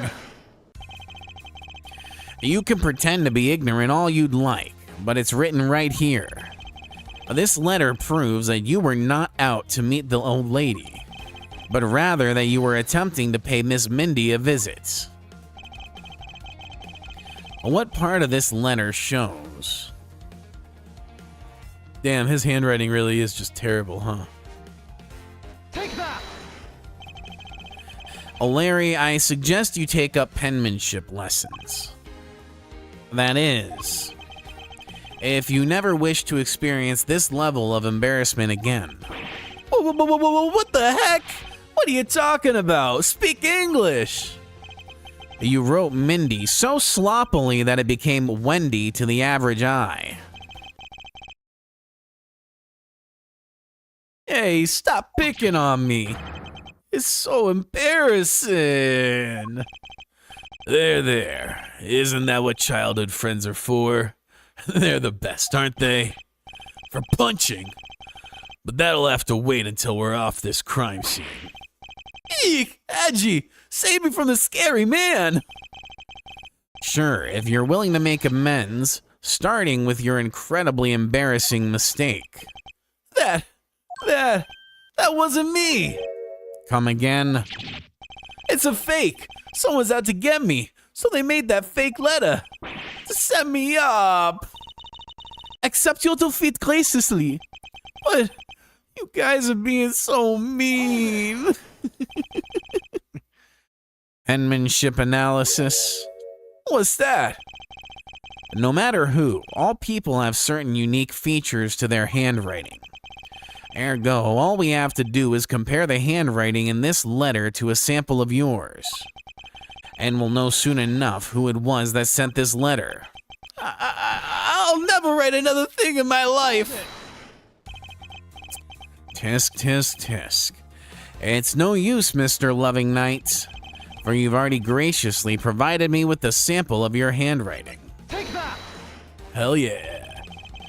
This autograph in our mysterious letter. If we compare the handwriting, we'll know the answer to our questions soon enough. Confess now, Larry, to your miserable failure. I'm sorry. I did it. It was me causing trouble again. I admit it.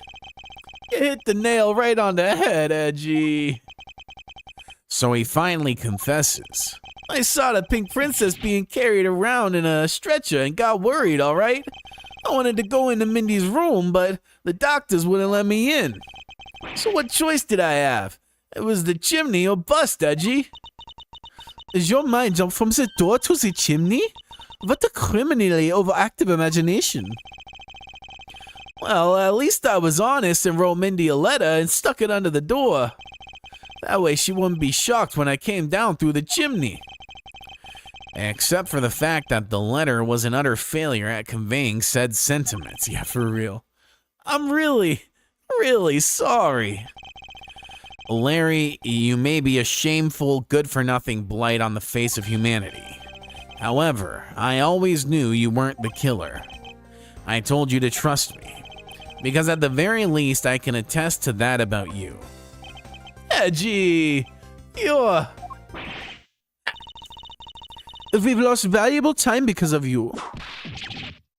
Ow! In any case, I believe we can say that we now know exactly what happened. Mr. Larry Butts sought to climb down the chimney, not for access to the crime scene, but to enter the room of the elderly lady next door. Great job, Miss Prosecutor. Although I still find it a bit unbelievable that the two of you are friends. But the suspicion on that guy over there isn't completely resolved yet. So don't get any funny ideas about running off, okay? Ow! Hey, what? Edgy, what does the Wolfman mean when he says I'm not off the hook yet? He means the murder weapon. Larry, did you forget? There are 2 layers of suspicion hanging over your head. That's exactly what I mean. We can't only rely on the words of the suspect after all. We may have figured out where he was and what he was doing all night, but the blood-stained samurai sword that was left at the crime scene, as long as there is no satisfactory explanation for that, this wolf will refuse to ease up on his bites. Eek! Edgy, that guy! It looks like he's seriously about to take a bite out of me. I'm well aware, and you should be as well, that this upcoming battle will be crucial. Thanks to the cooperation of our lovely Bumbler, I've been dealt a very nice hand and a sweet trump card. Looks like we're about to enter the final bout. Now, Mr. Prosecutor, let's see what you got. I can easily point out the contradiction in the supposed murder weapon. But the real problem for me is figuring out what the real murder weapon is. This will be a high-stakes gamble, but this is one game I can't afford to lose.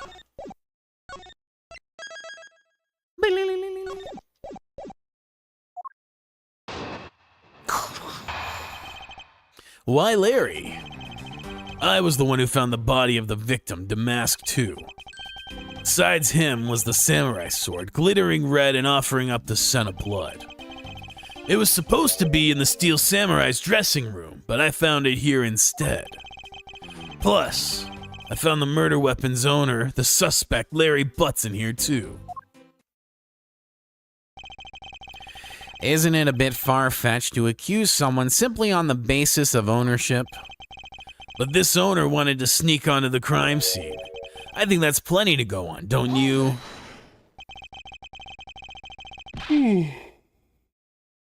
Excuse me. If you're alluding to his reason for being by the chimney, we've already established that.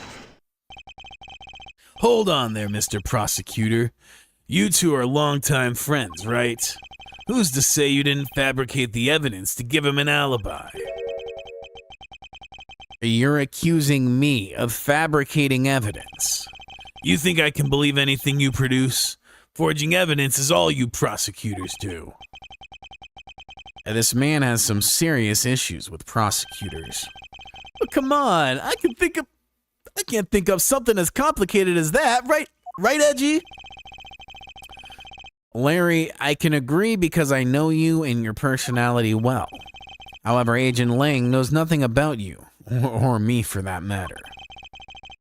I sense his hatred for my entire profession emanating from his entire being. Meaning that the only way I can prove Larry's innocence is to present irrefutable evidence.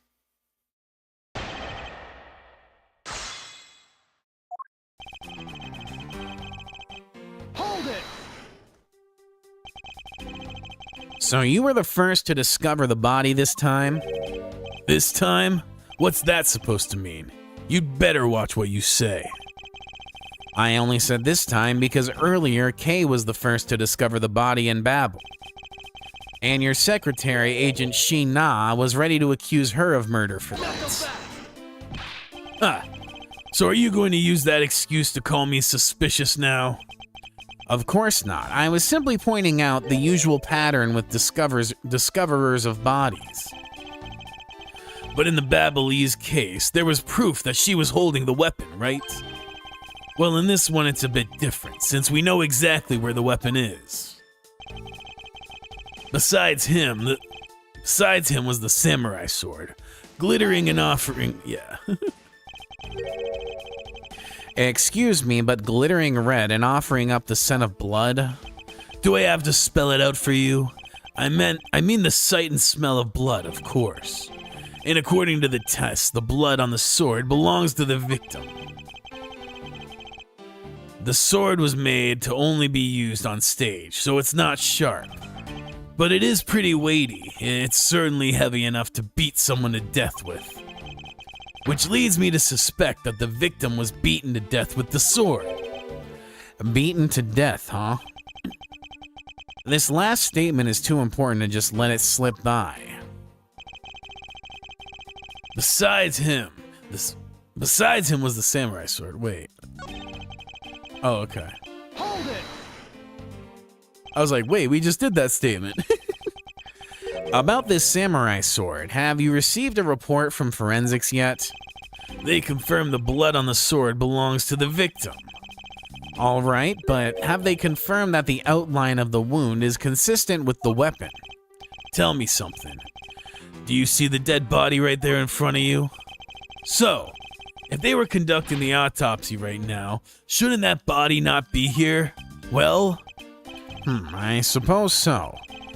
I guess they must still be investigating this room. Meanwhile, meaning that it's possible that he doesn't know about that piece of evidence's true nature. Anything else you'd like to chit-chat about? No? Good. Now let's continue. It was supposed to be in the Steel Samurai's dressing room, but I found it here instead. Larry has already testified that he forgot the samurai sword here. Yeah, I was shaking hands with the ambassador in here, and I left it behind by accident. So what? You lied earlier. Who's to say that this excuse isn't just another lie? But I forget stuff all the time. Right, Edgy? Tell him.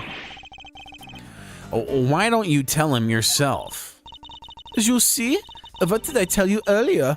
No one will buy such a pathetically weak excuse. Yes, well, I know it's not possible to prove such an excuse as truth. And yet you offer it up as a fact. You're a worse person than I originally thought. You are free to think what you like. However, I know that Larry is not the killer. Agent Lang, please continue with your argument. I'll expose the flaw in it soon enough. Hold it! Just because he is the owner of the weapon, therefore he must be the killer, is it? No. Climbing all the way up the chimney is plenty suspicious in my book as well. Regarding that, I have already drawn the truth out, and the truth is one thing I don't bend. It doesn't matter if it's you or whoever. You prosecutors are all the same. And as for me, prosecutors are the one thing I don't trust in. Objection! An agent who doesn't trust prosecutors? What are you playing at? Sorry, sis, but there are only two things I trust. My subordinates and evidence at the crime scene. Excuse me. Agent Lang hates prosecutors, but as long as he trusts evidence that has been left at the crime scene, then there is something I can show him that he can believe in. It's simply not possible that the samurai sword is the real murder weapon. So I should focus on proving that point to Agent Lang first. Yeah, so it'll be... yes. Objection! I think this is the right one. Do you know what this is, Agent Lang? It's a long spear, right? We used to use those a lot in my country a long time ago. Piercing, mowing people down. Spears are the weapon of heroes throughout history. Is the next most effective weapon after the whip? I think the whip is in a slightly different category. So what's your point? Are you going to tell me that the spear is the real weapon? No, I simply want you to take a look at this section. The way it's bent? Precisely. Apparently a certain troublemaker hit it against a wall in this embassy earlier. And as you can clearly see, the insides of the Steel Samurai's weapons are hollow. In other words, they're replicas that aren't strong enough to deliver a damaging blow, let alone the multiple strikes necessary to bludgeon someone to death. And yet, there's not even a dent in the samurai sword. How do you explain that? Oh yeah, the sword and the spear are made of the same stuff, so they bend easy. But I wish they'd make them out of better stuff because the spear got bent. I wasn't able to do my special early summer rain jab move. And I got such an earful from the director of the play for not doing it in the show. The Steel Samurai's special move was changed tonight because of him? Hilarious. Ouch! That's more than enough of your whiny whimpering. Now, back on the topic of the spear. Yes, let's return to the real topic of discussion. This is where the real gamble begins. I don't have a real strategy per se, so all I can do for now is let the chips fall where they may.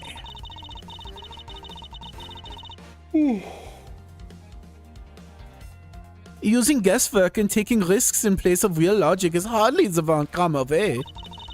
It's neither smart nor very clever. Ms. Von Karma, as you know, unlike your father, I am not a genius prosecutor. Plus, I doubt his record of a 40-year win streak will ever be broken.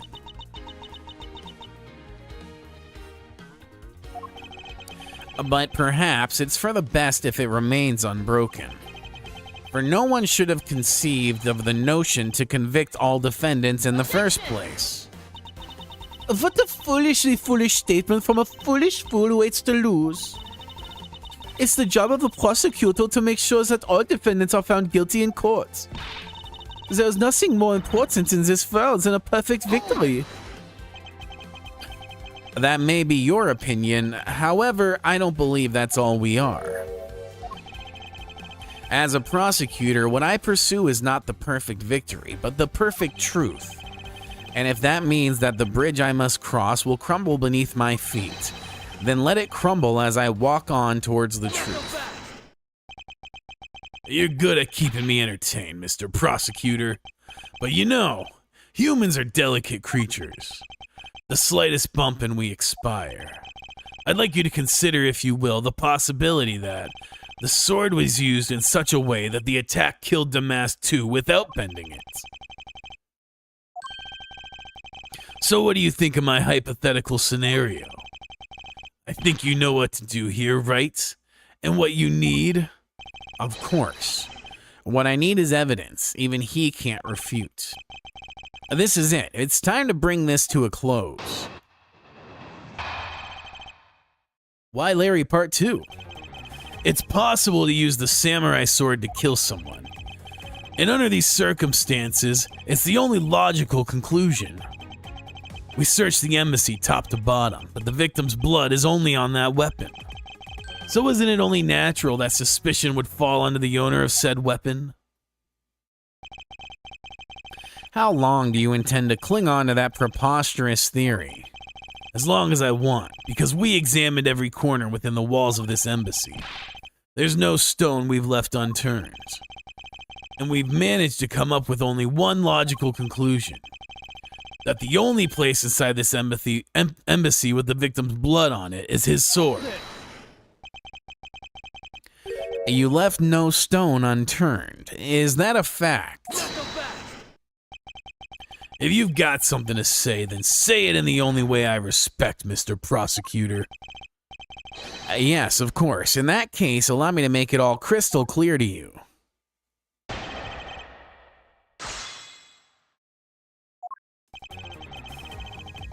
Hold it! May I inquire as to how you are able to make such a claim, Agent Ling? Langji says, capable of miracles beyond comprehension, a mysterious creature is man. Rather than man, it's Agent Lang's quotes that are getting increasingly incomprehensible. The human body is a mysterious thing. Even with a toy-like sword, it's easy to kill a man if you just hit the right spot. Which is why I think it's possible to kill with this thing without leaving a dent. Hold it! But we can only be sure one way or the other by seeing if the wound matches the sword. I know that. But as long as it's a possibility, I can proclaim it as much as I'd like. And under these circumstances, it's the only logical conclusion. But you must know that your conclusion is wrong. Given the circumstances I'm in, the only people I can trust are my subordinates. Because they are much more trustworthy than a bunch of prosecutors ever will be. Hold it! And you call yourself a professional? Go back! You still don't see, do you, Mr. Prosecutor? You have to earn my trust. And the only way to do that is to show me proof of another possible murder weapon. Another possible weapon in this room. There's only one other thing left. This is going to be a gamble, but I can't withdraw from the game now. You're not going to get me to trust you by the power of your glare alone, you know. Plus, I have other reasons as to why I think the samurai sword is the murder weapon.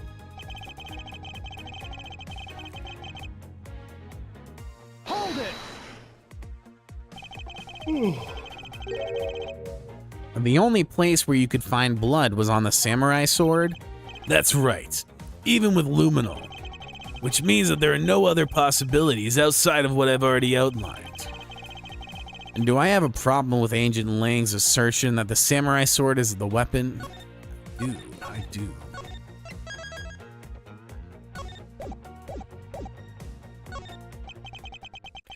If you believe that there is no other door of possibility left to open, then allow me to force one open for you. Huh, and how do you plan to do that? By showing you what may possibly be the real murder weapon. Now go back! Ha! The real murder weapon? I hate to repeat myself, but my men have already searched every last inch of this embassy, and they've concluded that nothing else could have been used as the weapon. Knowing these facts, do you still want to press forward with your little hypothesis? Of course, because it's not possible that your men inspected everything in their investigation. What are you talking about? I don't appreciate mind games, and I don't appreciate it when people like you slander my men. Hold it! I'm not slandering them, I assure you. I'm merely pointing out that their investigative dragnet has a few holes in it.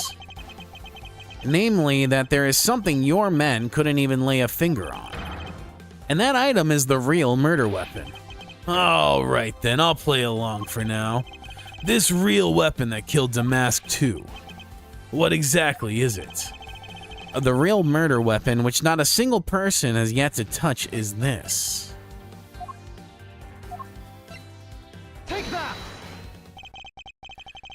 The national treasure of Alabast.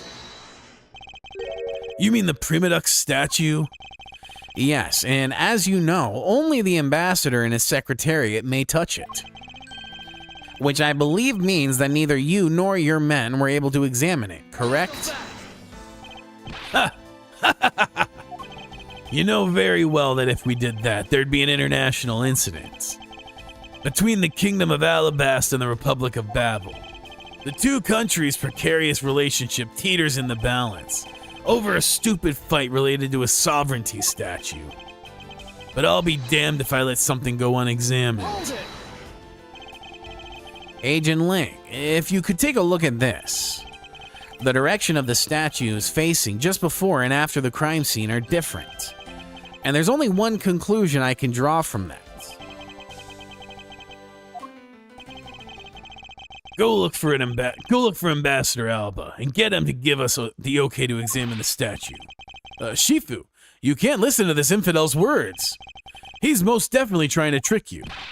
Shifu, please, let's be rational about this. Urgh. Lang Ji says, just go already. Yes, sir.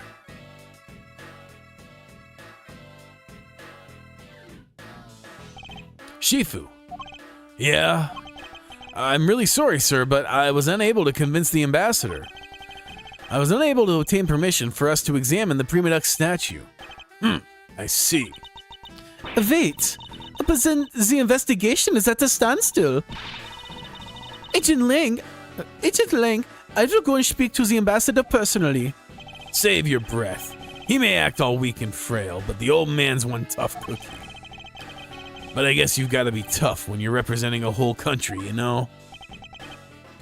Agent Lang, what do you want? Let's just hurry up and examine the statue already. But Shifu, what about causing an international incident? Quiet!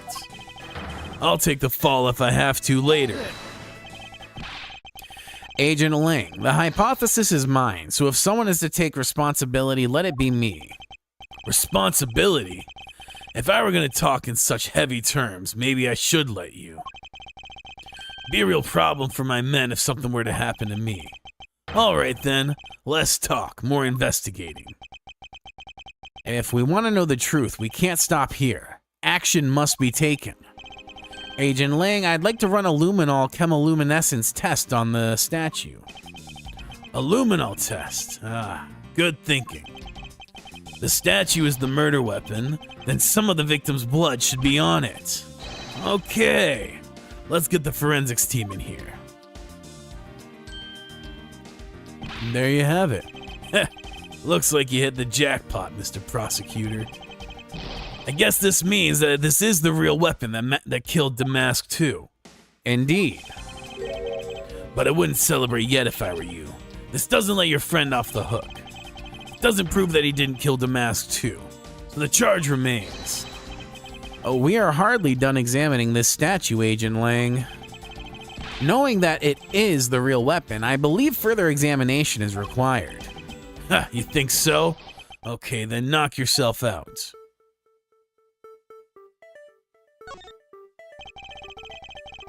With his sword drawn and ready, there is a certain aura of valor around him. Lang Ji says, those who hold a sword hold an equally strong will. It's said that the weapon one holds reflects the strength and will of one's character. I wonder if this was created as a show of the country's majesty. Oh, then what does Franzi's whip say about her character? It says that I'm ready to exact punishment on those who would break the law. Why are you glaring at me? I thought you understood that I'm not the killer. I believe in your case, she wishes to exact punishment before anything else happens. Okay.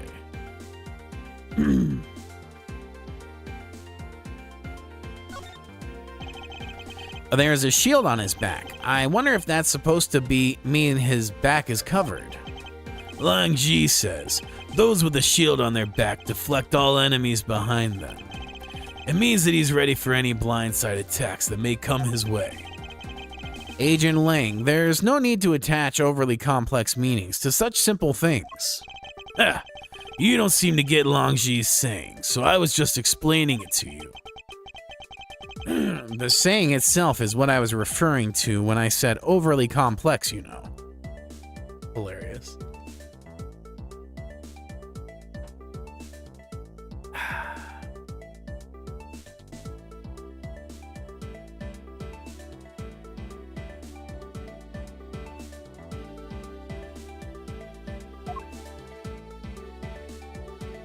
Oh, jackpot.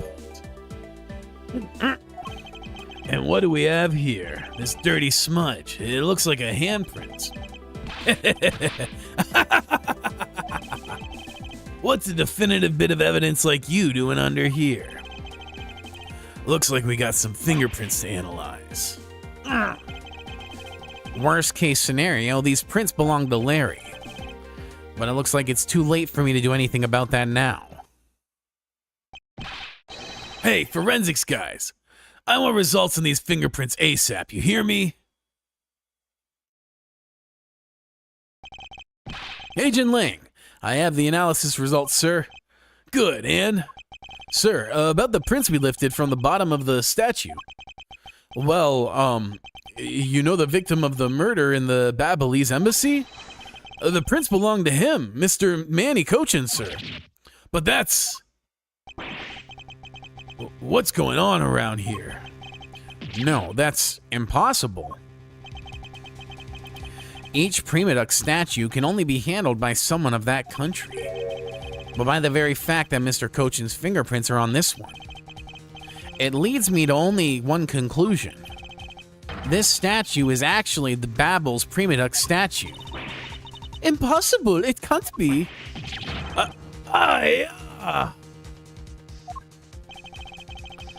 Larry never once set foot on Babalese soil, so he was free to go. However, this new piece of information only served to confuse us even further. The ringleader of a smuggling operation was killed with an Alabastian knife in Babel. And Damask too was killed on Alabastian soil with Babel's national treasure.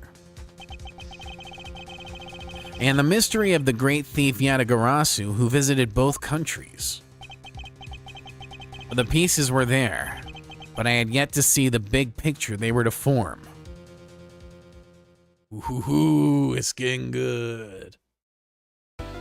Definitely. Save, save, save. All right. I think I'm gonna call it here for today. But I am excited to see where this goes. This is dope. I'm fucking stumped. I have no two sections. Nah, I'm pretty tired. It just started kind of hitting me halfway through, so I'm probably just gonna go take a nap, honestly. I don't know why I'm so tired, but we will resume tomorrow, and I appreciate y'all. I hope you have a good rest of your day, and we'll see if I have the energy. I do want to like try to knock this case out this week. So if I'm feeling more energized after the first section tomorrow, I'll try to do a second one, but we'll have to see. But all that said, I appreciate y'all being here. I hope you have a great rest of your day, and until next time, peace.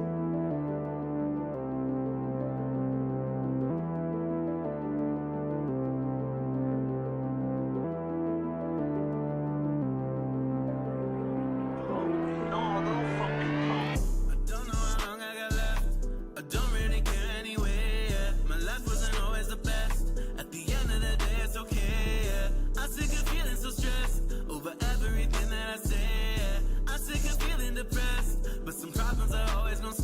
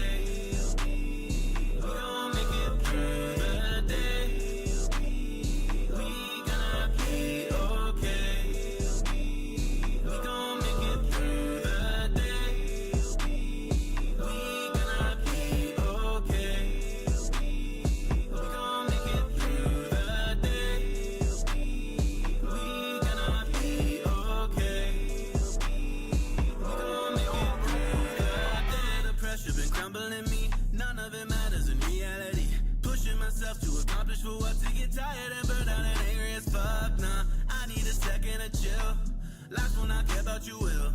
So maybe there's something to learn and just letting go. Trying to earn something, son, I mean getting old. I don't know if that's a deal I'ma make. For what they give, or you know they gon' take everything, everyone, all of yourself. Set you aside, put you up on a shelf. Backseat driving your life, man, that ain't right. They a parasite, hope you see the light. More than black and white, truth is in the gray. Do yourself, don't pray. We gonna be okay. We gon' make it through the day. We gonna be okay. We gon' make it through the day. We gonna be okay. We gon' make it through the day. We gonna be okay. We gon' make it through the day. It's been getting dark, time has been running out. Feels like each word is my final somehow. Right now fighting for hope feels like all I have left. But somehow I feel free, I don't care about the rest. I feel the peace and contentment inside. As I open my heart, I got nothing to hide. Wouldn't trade anyone here by my side for a ransom of riches. My fortune is pride. We gonna be okay. We gon' make it through the day. We gonna be okay. We gon' make it through the day. We gonna be okay. We gon' make it through the day. We gonna be okay. We gon' make it through the day.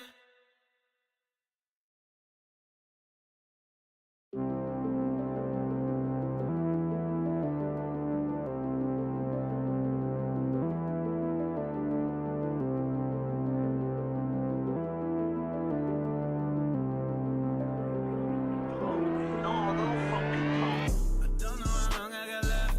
I don't really care anyway. Yeah. My life wasn't always the best. At the end of the day, it's okay. Yeah. I'm sick of feeling so stressed over everything that I say. Yeah. I'm sick of feeling depressed, but some problems are always gonna stay. Yeah. I need reassurance to keep my damn mind right. Yeah. Scared of all the feelings coming up in the late night. Yeah. Always tired and arguing like I am an A fight, yeah. Something's gotta give, but we gon' be alright. We gonna be okay. We gon' make it through the day. We gonna be okay. We gon' make it through the day. We gonna be okay. We gon' make it through the day. We gonna be okay. We gon' make it through the day. The pressure been crumbling me. None of it matters in reality. Pushing myself to accomplish for what? To get tired and burnt out and angry as fuck. Nah, I need a second to chill. Life will not care about you will.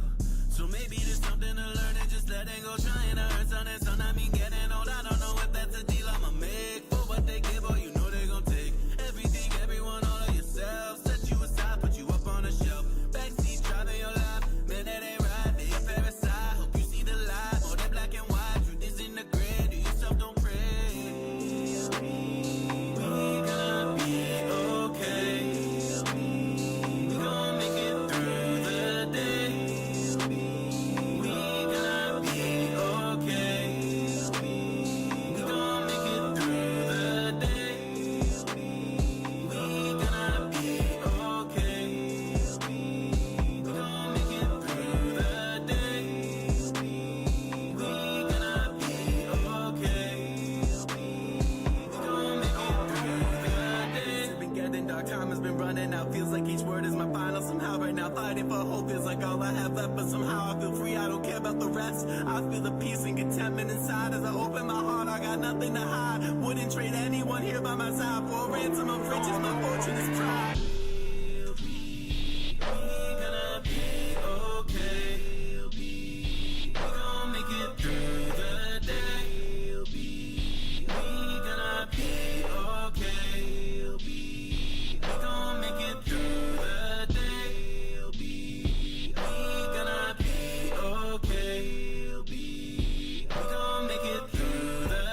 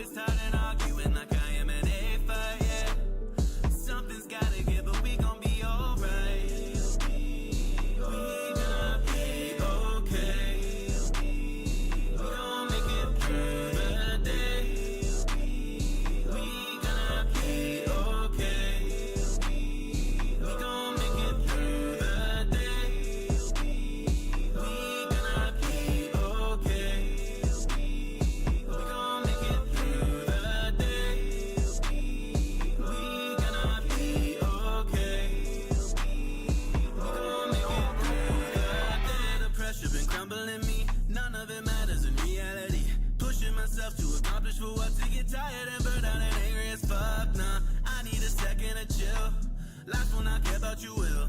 So maybe there's something to learn and just letting go, trying to earn something. So I mean getting old, I don't know if that's a deal I'ma make. For what they give, or you know they gon' take everything, everyone, all of yourself. Set you aside, put you up on a shelf. Backseat driving your life, man, that ain't right. They a parasite, hope you see the light. More than black and white, truth is in the gray. Do yourself, don't pray. We gonna be okay. We gon' make it through the day. We gonna be okay. We gon' make it through the day. We gonna be okay. We gon' make it through the day. We gonna be okay. We gon' make it through the day. It's been getting dark, time has been running out. Feels like each word is my final somehow. Right now, fighting for hope feels like all I have left. But somehow I feel free, I don't care about the rest. I feel the peace and contentment inside as I open my heart. I got nothing to hide. Wouldn't trade anyone here by my side for a ransom of riches. My fortune is pride. We gonna be okay. We gon' make it through the day. We gonna be okay. We gon' make it through the day. We gonna be okay. We gon' make it through the day. We gonna be okay. We gon' make it through the day.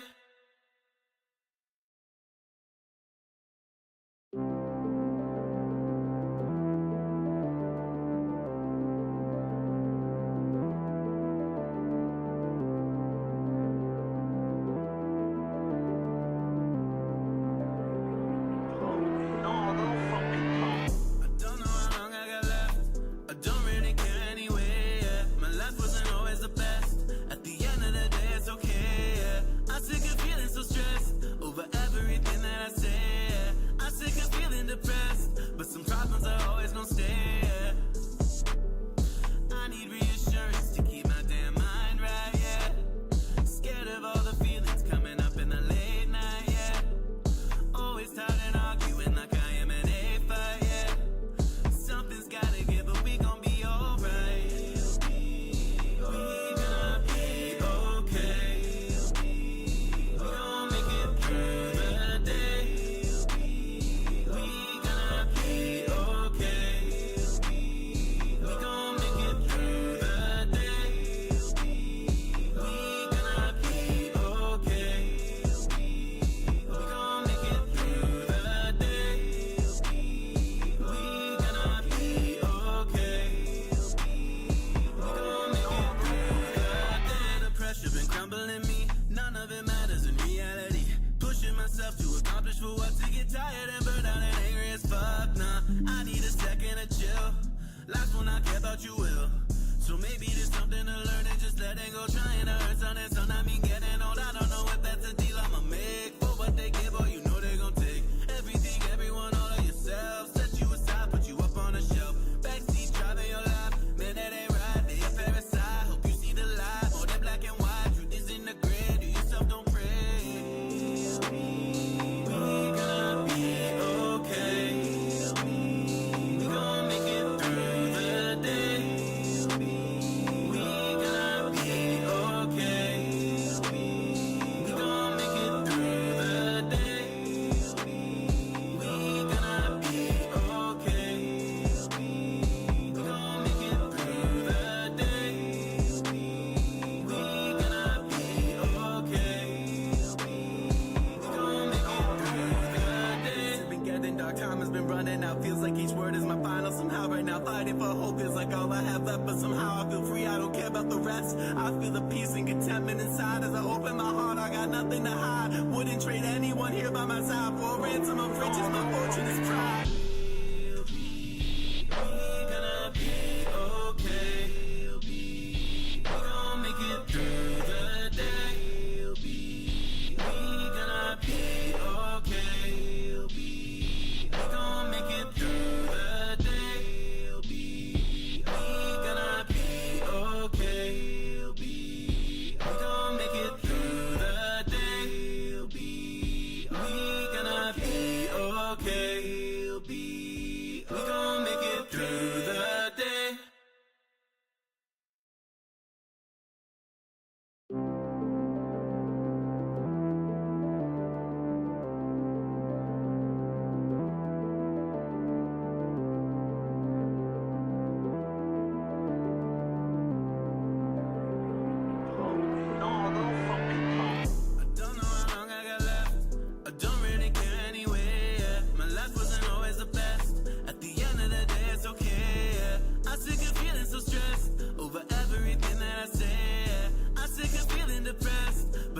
problems are always gonna stay.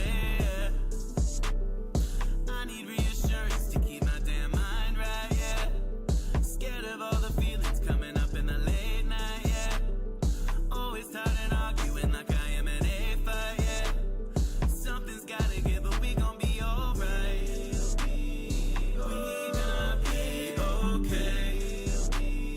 We gon' make it through the day. We gonna be okay.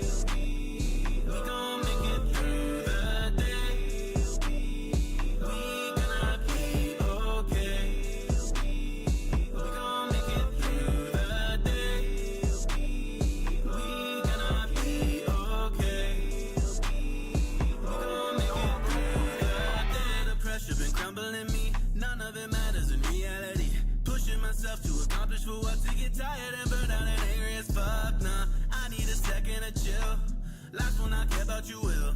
So maybe there's something to learn and just letting go. Trying to earn something, son. I mean getting old. I don't know if that's a deal I'ma make. For what they give, or you know they gon' take everything, everyone, all of yourself. Set you aside, put you up on a shelf. Backseat driving your life, man, that ain't right. They a parasite. Hope you see the light. More than black and white. Truth is in the grid. Do yourself, don't pray. We gonna be okay. We gon' make it through the day. We gonna be okay. We gon' make it through the day. We gonna be okay. We gon' make it through the day. We gonna be okay. We gon' make it through the day. It's been getting dark, time has been running out. Feels like each word is my final somehow. Right now fighting for hope feels like all I have left. But somehow I feel free, I don't care about the rest. I feel the peace and contentment inside. As I open my heart, I got nothing to hide. Wouldn't trade anyone here by my side for a ransom of riches. My fortune is pride. We gonna be okay. We gon' make it through the day. We gonna be okay. We gon' make it through the day. We gonna be okay. We gon' make it through the day. We gonna be okay. We gon' make it through the day.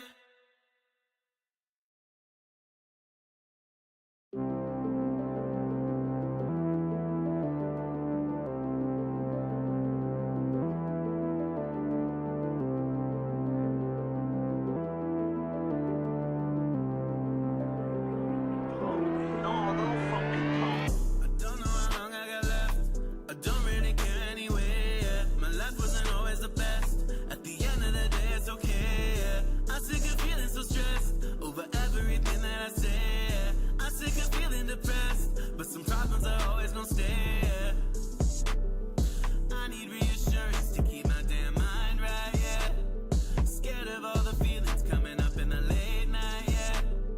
Always tired and arguing like I am an A fight, yeah. Something's gotta give, but we gon' be alright. We gonna be okay. We gon' make it through the day. We gonna be okay. We gon' make it through the day. We gonna be okay. We gon' make it through the day. We gonna be okay. We gon' make it through the day. The pressure been crumbling me. None of it matters in reality. Pushing myself to accomplish for what, to get tired and burned out and angry as fuck. Nah, I need a second to chill. Life will not care about you will. So maybe there's something to learn and just letting go. Trying to earn something, son. I mean getting old. I don't know if that's a deal I'ma make. For what they give, or you know they gon' take everything, everyone, all of yourself. Set you aside, put you up on a shelf. Backseat driving your life, man, that ain't right. They a parasite. Hope you see the light. More than black and white. Truth is in the grid. Do yourself, don't pray. We gonna be okay. We gon' make it through the day. We gonna be okay.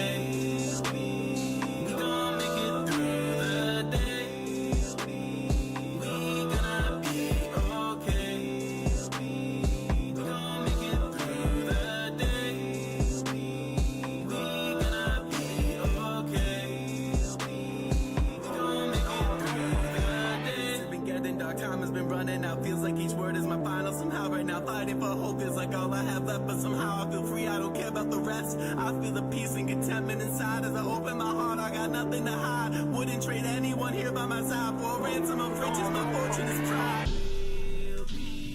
We're gonna be okay. We gon' make it through the day. We gonna be okay. We gon' make it through the day. We gonna be okay. We gon' make it through the day. We gonna be okay. We gon' make it through the day.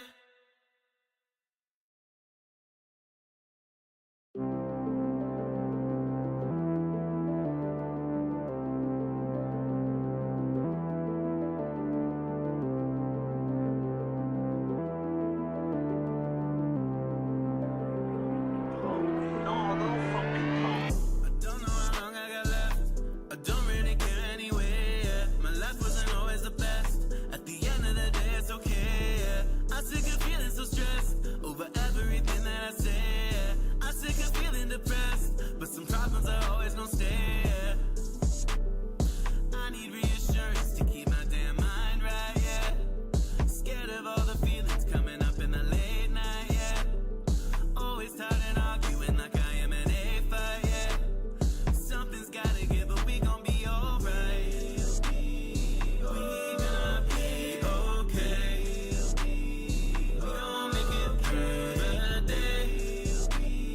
We gonna be okay. We gon' make it through the day.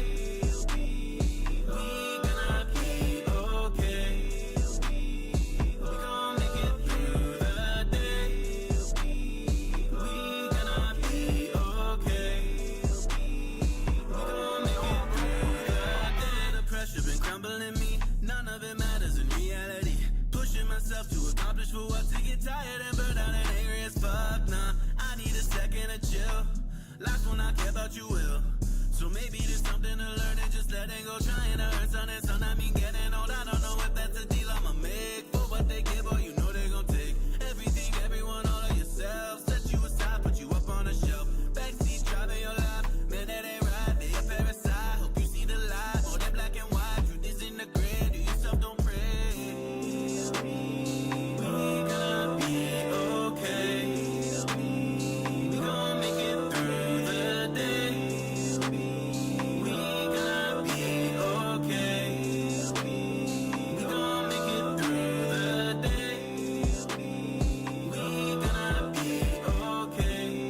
We gon' make it through the day. We gonna be okay.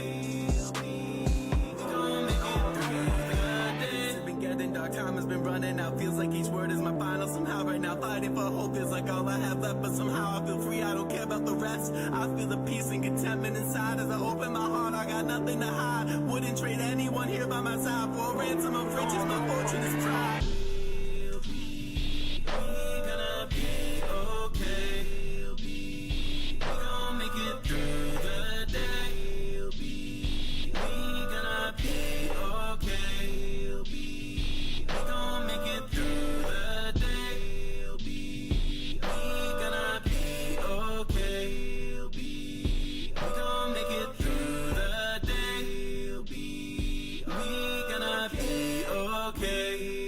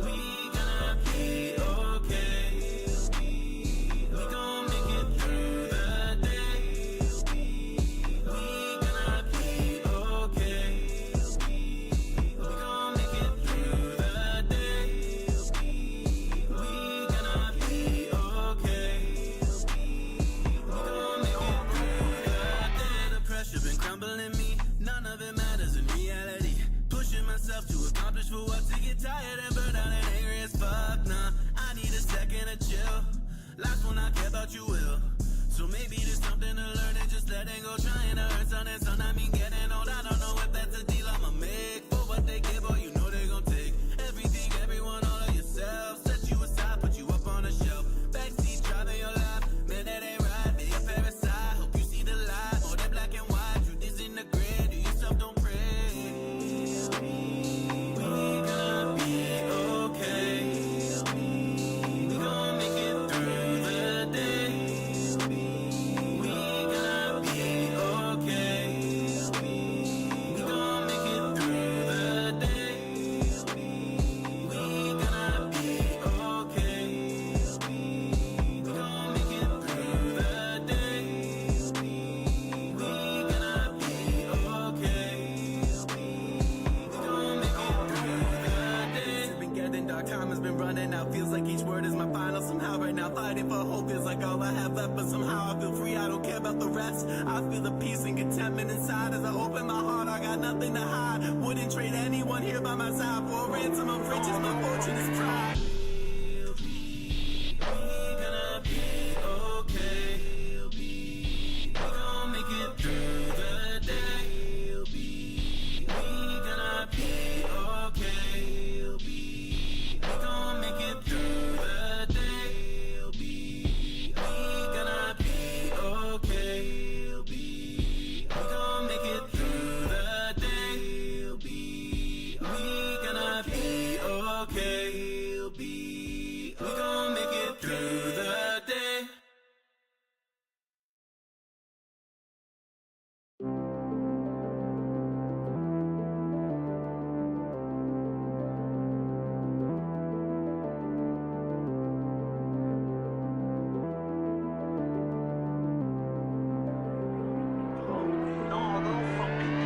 I don't know how long I got left. I don't really care anyway. Yeah. My life wasn't always the best. At the end of the day, it's okay. Yeah. I'm sick of feeling so stressed over everything that I say. Yeah. I'm sick of feeling depressed, but some problems are always gonna stay. Yeah. I need reassurance to keep my damn mind right. Yeah. Scared of all the feelings coming up in the late night. Yeah. Always tired and arguing like I am an A fight. Yeah. Something's gotta give, but we gon' be alright. We gonna be okay. We gon' make it through the day. We gonna be okay. We gon' make it through the day. We gonna be okay. We gon' make it through the day. We gonna be okay. We gon' make it through the day. The pressure been crumbling me. None of it matters in reality. Pushing myself to accomplish for what, to get tired and burned out and angry as fuck. Nah, I need a second to chill. Life will not care about you will. So maybe there's something to learn and just letting go. Trying to earn something, son. I mean, getting old. I don't know if that's a deal I'ma make. For what they give, or you know they gon' take everything, everyone, all of yourself. Set you aside, put you up on a shelf. Backseat driving your life, man, that ain't right. They a parasite, hope you see the light. More than black and white, truth is in the grid. Do yourself, don't pray. We gonna be okay. We gon' make it through the day. We gonna be okay. We gon' make it through the day. We gonna be okay. We gon' make it through the day. We gonna be okay. We gon' make it through the day. It's been getting dark, time has been running out. Feels like each word is my final somehow. Right now, fighting for hope feels like all I have left. But somehow I feel free, I don't care about the rest. I feel the peace and contentment inside as I open my heart. I got nothing to hide. Wouldn't trade anyone here by my side for a ransom of riches. My fortune is pride. We gonna be okay. We gon' make it through the day. We gonna be okay. We gon' make it through the day. We gonna be okay. We gon' make it through the day. We gonna be okay.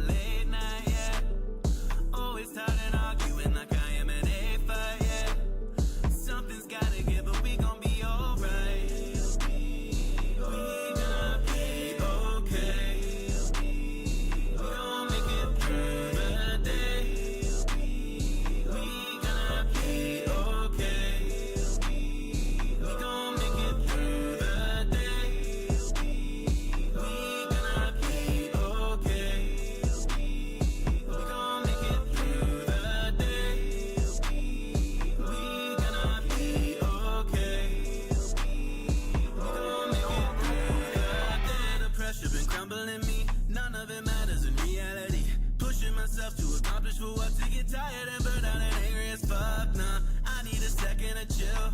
Life will not care about you will.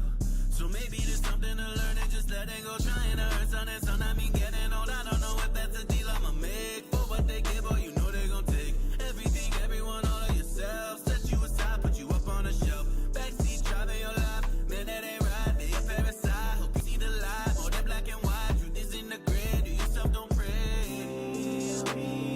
We gonna be okay. We gon' make it through the day. We gonna be okay. We gon' make it through the day. We gonna be okay. We gon' make it through the day. We gonna be okay. We gon' make it through the day. It's been getting dark, time has been running out. Feels like each word is my final somehow. Right now fighting for hope feels like all I have left. But somehow I feel free, I don't care about the rest. I feel the peace and contentment inside. As I open my heart, I got nothing to hide. Wouldn't trade anyone here by my side for a ransom of riches. My fortune is